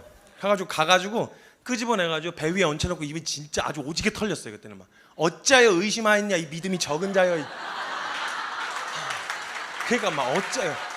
막 진짜 이게 막 예수님도 짜증 나신 거예요. 어짜요 의심하였냐 이 믿음이 적은 자여. 막 내가 오라고 그냥 보고 오면 되는 거 왜 거기 그러고 이러고. 근데 또 이분이 되게 소심해져가지고 또 구석탱이 가서 잠깐 찌그러져 있었어요. 근데 문제는 이게 오래 안 가요. 금방 다시 일어나서 사고를 치셨는데, 여러분 예수님 세족식 기억나십니까? 예수님이 세족식, 여러분 그 세족식은요 굉장히 파격적인 퍼포먼스였어요. 그 시대에 지금이야 선생님이 제자를, 목사님이 성도를 해주는 게 왕왕 있다지만 그때는 상상할 수도 없는 일이었어요. 근데 예수님이 그 제자들의 발을 직접 와서 씻겨주시는 이 퍼포먼스를 하시는데, 제자들이 막 어쩔 줄 모르겠는 거예요. 이거 누가 내 발을 처음 만지니까 어쩔 줄 모르겠어가지고 막 이걸 어떻게 민망하기도 하고 막 간지럽기도 하고 막 이러고 막 이러면서 이제 막 발을 하고 있었단 말이죠. 근데 그 중간쯤에 베드로 선배님이 계셨어요. 이 베드로 선배님이 신발을 안 벗고 계신 거예요. 그래서 예수님이 신발 벗어라 그러셨어요. 안 벗겼대요. 비장한 표정으로 안 벗겼다는 거예요. 예수님 어떻게, 예수님 내 앞에서 무릎 꿇고 내 발, 이거 말도 안 되는 거예요. 예수님 진짜 나 가진 게 의리밖에 없는 사람인데 내가 어떻게 양심 없이 예수님 내 앞에서 무릎 꿇고 그러고 있는데 가만히 편하게 앉아가지고 발을 내밀고 발을 씻을 수 있겠냐고. 나 양심인, 나 베드로 하면 뭐야? 의리 빼면 뭐야? 시체라고. 내 앞에서 예수님 내가 씻겨드리겠다고 막 이렇게 버틴 거죠. 중간에서 얘가 이러면 앞에 씻은 애들이 뭐가 됩니까? 발 닦으면서 완전히 죄인 돼가지고 막 진짜 베드로 난 저들과 다르다는 것처럼 막 어떻게 예수님이 그거를 할 수 있냐고 막 이러는 거예요. 예수님이 설득을 하시다가 짜증 나셨어요. 예수님도. 그래서 뭐라 그러시냐면 너 이거 안 쓰면 너 나랑 상관없는 거요. 이렇게 얘기를 하신 거예요. 아니 그거 안 썼다고 상관없겠어요? 말을 안 들으니까 협박을 해서 너 이거 안 쓰면 너 나랑 상관없는 거요? 그러셨어요. 그렇게까지 하셨으면 조용히 발만 내밀면 되잖아요. 이분 중간이란 거 되게 싫어하셨어요. 뭐 아니면 도. 그 얘기를 듣더니 갑자기 저 구속탱이로 가시더니 옷을 다 벗기 시작하셨어요. 다 씻겨달라고. 그랬더니 또 뒤에 기다리던 애들 막 뭐야 우리부터 벗는 거요? 뭐 어떻게 하는 거야 이거. 이런 이상한 막. 그래서 예수님이 급하게 말리시면서 막 야 다 씻었어 나머지는 그냥 발만 씻으면 된다고 이래갖고 막 간신히 말렸어요. 간신히. 이렇게 사고를 치시다가 몇 개도 더 있는데 이건 시간 관계상 패스하고요. 예수님을 진짜 건들지 말아야 될 때 한 번 이 베드로 선배님이 건드셨어요. 언제였냐면 예수님 십자가 지시기 전날 밤이었어요. 이때만큼은 예수님 건들면 안 됐어요. 예수님 되게 예민하셨거든요. 근데 이때 하필 베드로 선배님이 칭찬을 한번 받아버려요. 칭찬을. 주는 그리스도시요 살아계신 하나님의 아들이십니다 이랬다가 오 바요나 시모나 이를 알게 하시는 하나님이시다 이러고 칭찬을 받아요. 문제는 이제 칭찬은 고래를 춤추게 하지만요, 그 베드로 선배님에게 칭찬은 이성을 마비시켜요. 그러니까 살이 분별이 안 돼요. 살이 분별이. 또 뭐 하나만 걸려봐라. 분위기 전혀 파악 못하고 뭐 하나만 걸려봐라 이러고 기다리고 있는데 갑자기 예수님이 되게 나약한 소리를 하시는 거예요. 내가 이제 곧 있으면 널 떠날 거야. 나 이제 죽으러 갈 거야. 뭐 이런 얘기를 하시는 거예요. 예수님이. 이걸 또 베드로가 어떻게 그냥 넘어갑니까? 그래서 예수님 얘기하시는데 딱 그게 걸린 거예요. 예수님 잠깐 스탑. 나 베드로 하면 뭐야? 의리. 내가 얘기했잖아. 의리 빼면 뭐야? 시체라고. 내 앞에서 그런 얘기하면 나 서운해. 나 굉장히 서운해. 걱정하지 마시라고. 내가 지켜드린다고. 그걸 혹시 잡혀가신다 내가 죽기까지 쫓아갈 거니까 걱정하지 마시라고 이렇게 얘기를 해요. 근데 이게 그냥 문장으로만 보면 제 내용은 잘 몰랐지만 그래도 이제 좀 마음이라도 받아주실 수 있는 거 아니겠어요? 이때 예수님이 여유가 없으셨어요. 이걸 받아주실 여유가. 이때는 거기까지 들으신 다음에 이때는 털리는데 이름도 안 부르세요. 완전 그냥 있는 대로 오지게 털려요. 이름도 안 부르시고 사탄이라 그래요. 사탄아 물러가라. 네가 하나님의 일을 방해하는구나. 와 이래가지고 막 거의 쫓아다니면서 이거 베드로가 막 깨갱해갖고 또 구석탱이 가서 이제 좀 찌그러졌어. 근데 이번엔 내가 뭘 잘못했는지 전혀 모르겠어. 그냥 내가 뭘 잘못했냐 물어봤는데 몰라. 그냥 가만히 있어. 나대지 말고 그냥 가만히 있었단 말이야. 그래서 자기가 뭘 잘못한지 모르는 이 베드로가 결국 마지막으로 사고를 한 번 더 치세요. 진짜 웃긴 게 뭔지 아세요? 이 베드로 선배님이요, 안 차고 다니던 칼을 그때부터 어디서 주워와가지고 하나 차고 다녀요. 예수님 지켜드리겠다고 어디서 칼 하나를 주웠어요. 막 뒤적뒤적 해가지고 오씨 쓸 줄도 모르는 양반이 칼을 들고 다니는 거예요. 그리고 나서 가룟유다가 예수님 팔아먹었잖아요. 팔아넘겨서 잡혀가시잖아요. 하고 잡혀가시는데 이때 예수님 잡아가지 말라고 칼을 예끼 뽑아갖고 예끼 휘둘렀는데 이분이 칼을 써본 적이 있어야죠. 생각보다 무거운 거예요. 조준도 잘 안 되고. 하고 예수님 잡아가지 마 하고 휙 빼가지고 예끼 휘둘렀는데 무거워갖고 잘못 치지도 못해가지고 말고라고 하는 종 귀를 잘못 때려갖고 귀가 뚝 떨어졌어요. 그러니까 베드로가 잡아가지 마! 말고가 아야 둘이 눈이 마주쳤는데 갑자기 막 추추추 하면서 막 피가 나오니까 막 말고가 막 소리를 지르는데 예수님이 잡혀가시는데 그 다음에 스케줄 되게 많으셨거든요. 심란하시기도 심란하신데 스케줄 되게 많으셨단 말이에요. 잡혀가시는 와중에 뒤에서 베드로 목소리가 들리는 거예요. 예수님 잡아가지 마! 안 되는데 진짜 하고 뒤로 딱 봤는데 얘가 사고를 딱 친 거예요.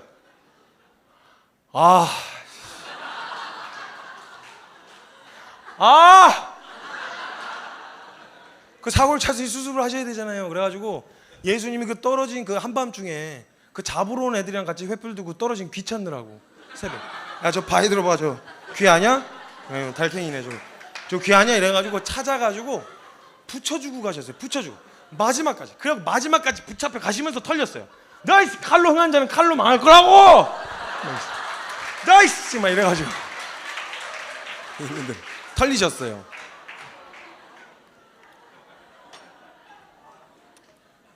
그리고 나서 축 처진 채로 1막이 이렇게 내려집니다. 제자훈련의 1막이 딱 내려지는데, 그 전에 예수님을 죽기까지 따르겠다고 얘기한 베드로가 베드로에게 예수님이 한마디 의미심장한 말을 하나 남겨놓으셨어요. 그때 베드로야, 너가 지금은 따라올 수가 없는데 후에는 따라올 수 있을 거라 그러세요. 여러분 생각해 보세요. 우리의 신앙이 주님을 가장 잘 따를 때라고 생각한다 그러면 그때예요. 그죠? 뜨거울 때 뜨끈뜨끈하고 뭔가 내가 주님을 위해서 해볼 수 있을 것만 같을 때, 그런 고백이 가능할 때 있잖아요. 내 상태가 나 죽기까지 따를 거라고요. 이게 가능한 상태, 이때 주님을 따를 수 있을 거라고 생각하잖아요. 근데 주님은 아니야, 베드로야, 너 지금은 못 따라와 그러시는 거예요. 그래서 왜 못 따라갑니까? 저 죽기까지 따를 거예요 얘기하니까 다른 말씀 안 하시고 도장을 찍으시듯이 이렇게 얘기하세요. 너가 다 굴기 전에 날 3번 부인할 거야. 그리고 나서 이제 이 얘기를 남겨놓으시고 다시 쪼르르 돌아와서 예수님 잡혀가시고 베드로가 이제 도망쳐 숨었어요. 근데 이때 베드로가요, 예수님이 처음 포박당해서 잡혀가신 자리까지는 쫓아갔어요. 베드로가. 그래서 대제사장과 바리새인들에게 말도 안 되는 신문을 당하고 계신 그 현장에 베드로가 있었어요. 거기 모닥불이 피워져 있는 그 불 앞에서 불을 쬐고서 말도 안 되는 신문을 당하시는 걸 옆에서 듣고 있었죠. 그래서 불을 쬐고 이게 베드로가 있었는데 거기서 어떤 자매님이 한 분 등장하세요. 카메오처럼 등장하시는데 굉장히 임팩트 있는 캐릭터예요. 짧게 등장하시는데 여자의 무서운 속성 3가지를 다 소개하고 가세요. 형제들 잘 들으세요. 생존에 관련된 문제입니다. 일단 첫 번째, 그 어두컴컴한 현장에서 일단 여자의 무서운 속성 첫 번째는요, 여자는 예리합니다. 여자의 직감이라는 게 있어요. 한 90% 얼추 맞아 떨어져요. 그러니까 뭔지까지는 모르는데 뭐가 있다까지는 확실하게 알아요. 그래서 여러분 앞에서 거짓말을 하시다가 듣고 계신 자매님의 고개가 45도로 기울어지시면 걸려든 거예요. 이때 빨리 하셔야 살아요. 여기서 90도로 꺾였다 이러면 이제 여러분 생존에 굉장히 큰 위협이 가해지게 됩니다. 이 예리한 자매님이요, 베드로가 뭐 어디서 낯이 익은 거예요, 얘가. 그래서 근처에서 얼찐얼찐거리면서 이제 살펴보는데, 저 사람 옆에서 나대더랑 되게 비슷하게 생긴 거예요. 어디서 많이 봤는데? 이러면서 쿡 찌른 거예요. 그냥 냅둬도 되는데 굳이 가가지고, 너 어디서 많이 봤는데? 너 저 사람 옆에서 나대던 애랑 되게 비슷하게 생겼다. 너 맞지 너? 이렇게 찌른 거죠. 자, 여러분 이때 베드로가요, 예수님 죽기까지 따르겠다고 고백한 지 하루도 안 지났어요. 그게 진심이었고요. 그럼 고백해서 증명하면 되잖아요. 근데 이게 목구멍이 턱 걸려서 안 나오는 거예요. 상황이 무서워지니까.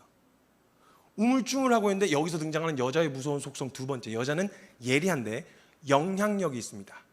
여러분 남자는요 힘으로 이렇게 여기에다 갖다 놓습니다. 여자는요 갖다 놓게 만듭니다. 아주 무서운 영향력이에요 이게. 여러분 그거 아세요?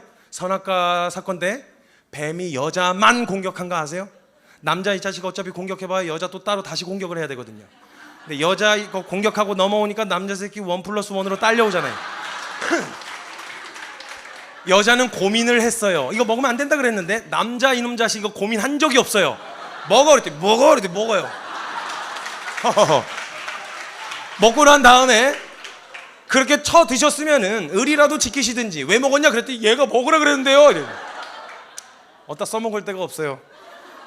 아무튼 그래가지고 이제 여자는 영향력이 있어요. 갑자기 막 그 분위기에서 맞잖아 얘 맞네 이러면서 막 분위기가 막 선동을 하니까 압박을 느낀 거예요 베드로가. 그래서 압박을 느끼던 베드로가 막 찔리니까 막 이거 어떻게 될지 모르겠어서 고민하고 뒷걸음질을 치다가 그 자리에서 예수님을 부인합니다. 나 저 사람 몰라 하고 자리를 옮겨요. 여기서 등장하는 여자의 무서운 속성 세 번째, 예리하고 영향력이 있는데 집요하기까지 해요. 쫓아가세요. 확실하게 저주 맹세 부인하게 만들어요. 예수님 면전 앞에서. 그리고 나서 마침 닭이 꼬끼 하고 울어요. 그럼 영화 패션 오브 크라이스트라고 하는 영화에서 이 장면을 어떻게 묘사했냐면요, 닭이 꼬끼 하고 우는데 예수님이 맞아가지고 주저앉은 채로 맞아서 눈이 퉁퉁 부어 계신데 그 닭 울음소리를 듣고 고개를 돌려서 베드로 쪽을 보시다가 베드로가 그 닭 울음소리를 깨닫고 내가 예수님 말씀대로 예수님을 부인했구나 깨닫고 고개 돌려서 예수님을 보는데 눈이 마주쳐요. 차라리 말이라도 하지 말든가 그러면. 이 정도의 의지밖에 안 되는 놈이었으면 죽기까지 따르겠다는 말이라도 하지 말든가. 뱉어놓으니까 더 비참한 거예요. 자기 꼬라지가. 그 영화에서 보면 막 옷을 찢고 막 머리를 잡아 뜯으면서 뛰쳐나와요. 그리고 막 도망가요. 그리고는 예수님이 직접 제자 훈련시킨 거예요. 사람이 훈련시킨 것도 아니고 예수님이 직접 제자 훈련시킨 거예요. 제자 훈련시킨 그 3년 반의 모든 시간을 다 물거품으로 만드는 것처럼 어디로 돌아가냐? 마치 예수님 만나기 전으로 돌아간 것처럼 돌아가요. 다시 고기 잡으러 가요. 이게 예수님 제자 훈련, 예수님이 직접 제자 훈련시킨 제자 훈련의 막바지입니다. 어때요? 많이 바뀌었나요? 우리가 기대한 믿음의 사람, 멋있는, 대단한, 깨끗하고 의롭고 의지가 강하고 순결하고 뭔가 멋있는 그런 믿음의 사람이 지금 보이시나요? 뭐가 바뀌었죠? 예수님이 직접 훈련시켰는데 뭐가 달라진 거예요? 달라진 게 안 보이는 거예요. 그러고 나서 도망가서 기껏 뭐 밥 벌어먹고 살아야 되는데 어떻게 해? 그러니까 다시 고기 잡으러 가요. 거기 현장이 이제 디베리아라고 하는 바닷가였어요. 거기 가서 이제 베드로가 도망친 제자 몇 명하고 같이 그물질을 하고 있는데 요한은 예수님 곁을 끝까지 지키다가 뒤늦게 합류했어요. 그리고 나서 그 배신한 제자들이 예수님 부활하셨다는 소식은 들었는데 갈 염치가 있어야지. 그래서 그냥 우리는 버려진 거다, 우린 실패한 거다, 그렇게 생각하고 의미 없는 헛그물질을 계속 첨벙첨벙 하고 있었어요. 그리고 요한은 이 베드로가 얼마나 괴로워하고 있는지를 보고 있었고요. 근데 이 배신한 제자들을 예수님이 그 바닷가로 찾아가세요. 그래서 거기서 해변가에서 모닥불을 피워놓고 떡과 고기를 구우시면서 한참을 말없이 지켜보세요. 근데 마치 예수님이 오고 오는 세대에게 예수님이 제자 훈련시킨 자를 예수님이 어떻게 바꿔놓으셨는지를 보여주시려는 것처럼 베드로 처음 부르실 때의 장면을 똑같이 연출을 하세요. 멘트도 똑같이 보여주시려고 하셨던 것처럼. 한참 기다리시던 예수님이 이렇게 얘기하세요. 얘들아, 고기 많이 잡았냐? 똑같죠? 누가복음 5장이랑. 아니나 다를까? 아니요, 한 마리도 못 잡았습니다. 대답을 해요. 너 그럼 한번 그물 오른편에다 던져봐 그러셨어요. 그물 오른편에 딱 던졌는데 잔뜩 잡힌 거예요. 이때 요한이 먼저 알았어요. 요한은 예수님 안 팔아먹었거든요. 그럼 요한이 예수님 하고 반응을 하면 되는데 이때 요한이 자기가 반응을 안 하고 베드로가 얼마나 괴로워하고 있었는지를 봐서 베드로한테 먼저 알려줘요. 야, 예수님 오셨어. 지금 해변가에 계신 분 예수님이야. 얘기를 해줘요. 이때 베드로가 우리와 같은 반응으로 반응했더라면 이렇게 반응해야 정상입니다. 예수님 오셨어? 야, 잠깐 일로 와봐. 귀속말로 얘기하는 거야. 야, 조용히 배 돌려.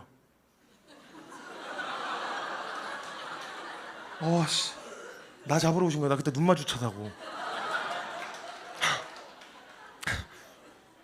야, 진짜 잡히면 큰일 난다. 나 진짜 내가 하나 둘 타면 죽기 살기 저 반대편 너 져야 돼. 알았어? 정신 차려. 너 그때 예수님 물 위로 걸어오신 거 봤지? 너 뛰시면 난리 난다 진짜. 정신 차려. 하나 둘 셋 하면 막 도망가는 거죠. 그럼 예수님 보고 계시다가 앉아서 보고 있는데 쟤네들이 막 점점 작아져. 휘적휘적 하시다가 자식들 봐라 이거. 이랬더니 이제 톡톡 털고 일어나고 이제 잡으러 가시는 거예요. 찹.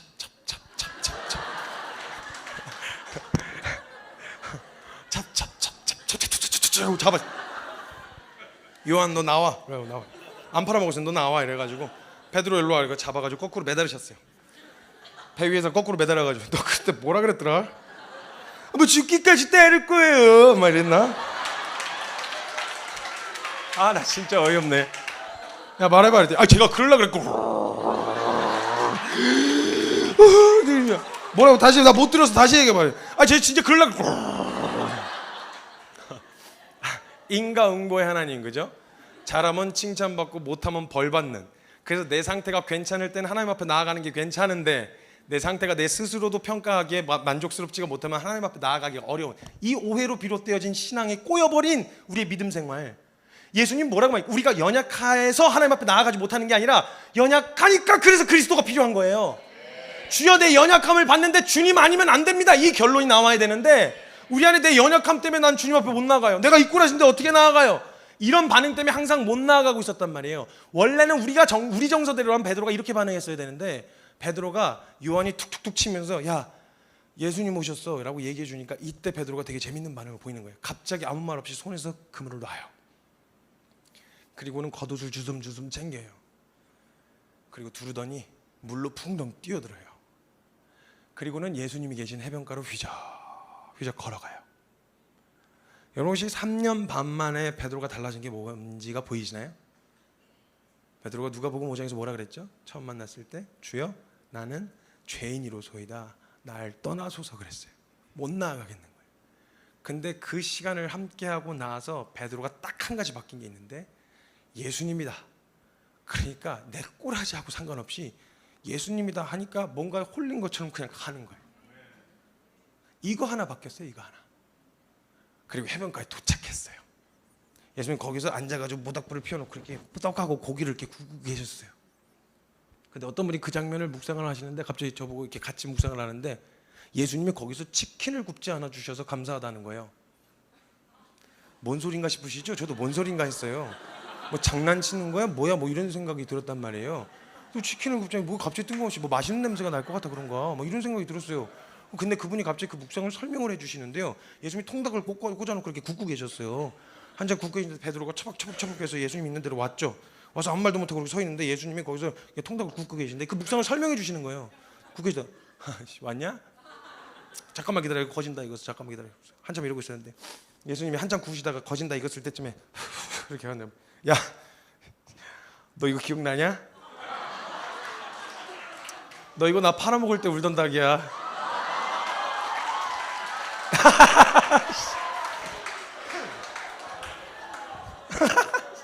생각났어? 아씨 내가 부활해갖고 오는데 얘가 아직도 울고 있더라고. 내가 직접 손질한 거요. 먹어. 처음 먹으라고. 어디 다리부터 퍽퍽살부터 먹어. 얘기했는데 저 진심으로 제가 웬만해선 웃겨는 봐도 웃어본 적은 별로 없거든요. 크게 진심으로 빵 터졌어요. 제가 와 성경을 어떻게 이런 관점으로 볼 수 있지? 막 그거 어디서 배울 수 있는 겁니까? 제가 당장 학기를 끊든지 뭔가 등록을 해야지 이걸 성경을 어떻게 이렇게 입체적으로 볼 수 있는 거지? 막 이러면서 막 너무 감동하면서 제가 빵 터져서 막 웃었어요. 근데 갑자기 그걸 나눠주시던 분이 갑자기 빵 터져서 우시는 거예요. 그 분위기 어떻게 할 거야? 나 막 웃고 있는데 막 울어. 근데 그분도 막 울다가 웃다가 막 정신없어. 통닭을 그 치킨을 굽지 않아 주셔서 감사하다는 말. 그 말을 풀어서 이야기해 주는데 같이 울다가 웃었어요. 웃다가 울었어요.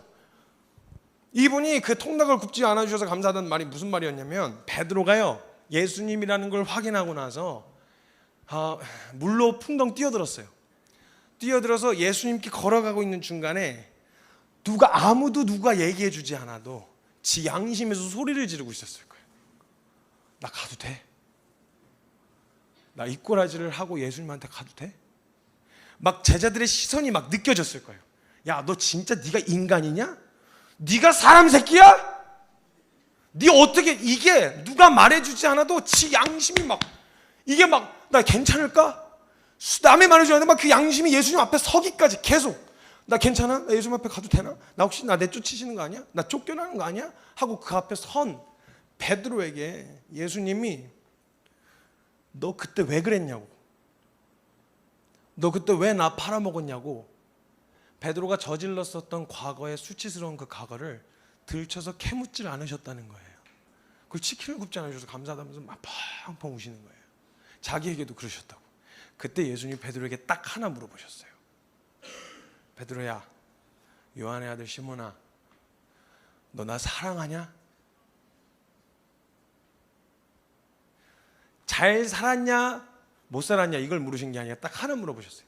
사랑하냐? 근데 여러분 이게 이 딜레마에 빠져보셨는지 모르겠어요. 저는 빠져본 적이 있거든요. 사랑한다고 말하자니 내 꼬라지가 너무 형편없는 거예요. 사랑한다는 놈이 그러고 살아? 너 하나님 사랑한다는 사람이 그렇게 사냐고. 이 얘기를 들을 것 같아 보이는 내 꼬라지. 그래서 사랑한다고 선뜻 말하자니 내 꼬라지가 너무 형편이 없고, 그렇다고 내 꼬라지 때문에 주님을 사랑하는 게 아니라고 말하자니 그게 아니었으면 내가 십수년을 이러고 살 이유가 없고, 사랑한다고 말하자니 내 꼬라지가 형편없고, 사랑 안 한다고 말하자니 사랑을 하고 있는 이 딜레마예요. 그러니까 베드로가 이 고민 앞에 서가지고 근심을 하다가 뭐라 그랬냐면, 아시잖아요. 내가 차마 내 입으로 주님 사랑한다는 말 못해 쪽팔려서. 근데 내가 3년 반 동안 주님 어떻게 쫓아다니는지 주님은 다른 사람 몰라도 주님은 아시잖아요. 내가 주를 사랑하는 줄 주께서 아시나이다. 그 재벌 받으신 주님이 한 번 더 물으세요. 너 정말 나 사랑하냐? 근심하여 대답하여 이르되 내가 주를 사랑하는 줄 주께서 아시나이다. 마지막으로 한 번 더 물으세요. 그리고 똑같이 대답한 베드로에게 베드로를 보시더니 예수님이 됐다. 너 준비 다 됐다. 그러시는 거예요. 뭐가 준비 다 됐죠? 인격, 성품, 실력, 사역할 능력, 뭐가 준비 다 됐어요. 일전에 예수님이 그 얘기 하셨었죠. 너 지금은 따라올 수 없는데 후에는 따라올 수 있을 거라고. 그 지점이 이 지점이었거든요. 그때 예수님이 말씀하고 싶으셨던 건 이거예요. 베드로야, 너가 가려고 하는 그 길, 나 따라오려고 하는 그 길은 네 노력과 최선으로 갈 수 있는 길이 아니야. 이 길은 너를 붙드시는 그 은혜로만 갈 수 있는 길이야. 근데 베드로야, 너가 은혜의 의미를 이론으로는 알았겠지. 받을 자격이 없는 자에게 거저 주신 하나님의 선물이라고 하는 이 의미를 너 알고 있었겠지. 근데 진짜 베드로가 그 순간 받을 자격이 없는 자가 돼서 그런 나에게 베푸신 하나님의 은혜를 이론으로 이해한 게 아니라 체험하여 알게 된 거예요. 베드로야, 됐어. 그거 알았으면 됐다. 그 은혜 가서 전해줘. 네가 받은 은혜. 너가 잘나고 멋있고 대단한 모습 그런 거 보여주라는 게 아니라 너가 받은 그 은혜 가서 전해줘. 그래서 예수님은요, 증인을 남겨놓고 가셨어요. 복음에 대해서 장황하게 떠들 사람 찾으셨으면 변호인을 찾으셨지 증인 안 찾으세요. 옳고 그름을 나눌 사람을 찾으셨으면 판검사 찾으시지 증인 안 남겨놓으신다고요. 증인은요, 증인 재판석에서 증인 세울 때는요, 학벌 보고 실력 보고 세우지 않아요. 그 사건을 정확하게 보고 들은 사람 세우죠. 저와 여러분이 만약 그 은혜를 체험하여 알게 된 그 은혜 하나면 주님 앞에 순종하여 걸어가는 이 걸음 충분히 다시 걷기에 가능하다라는 거예요. 사랑하는 여러분, 만약 오늘 주님이 바라보시는 그 믿음의 기준이 이와 같은 하나님의 은혜가 아니면 안 된다는 걸 깨닫는 순간 그 자리 앞에 서 있는 사람을 믿음의 사람이라고 보시는 거라면 오늘 지금 저와 여러분 다시 일어나 주님 따라가는 일이 가능하다는 거예요. 다시 주님을 찾아 걷게 되어지는 그 믿음의 용기가 오늘 이 시간 있기를 간절히 축복합니다. 이 시간 잠깐 같이 좀 기도했으면 좋겠는데요.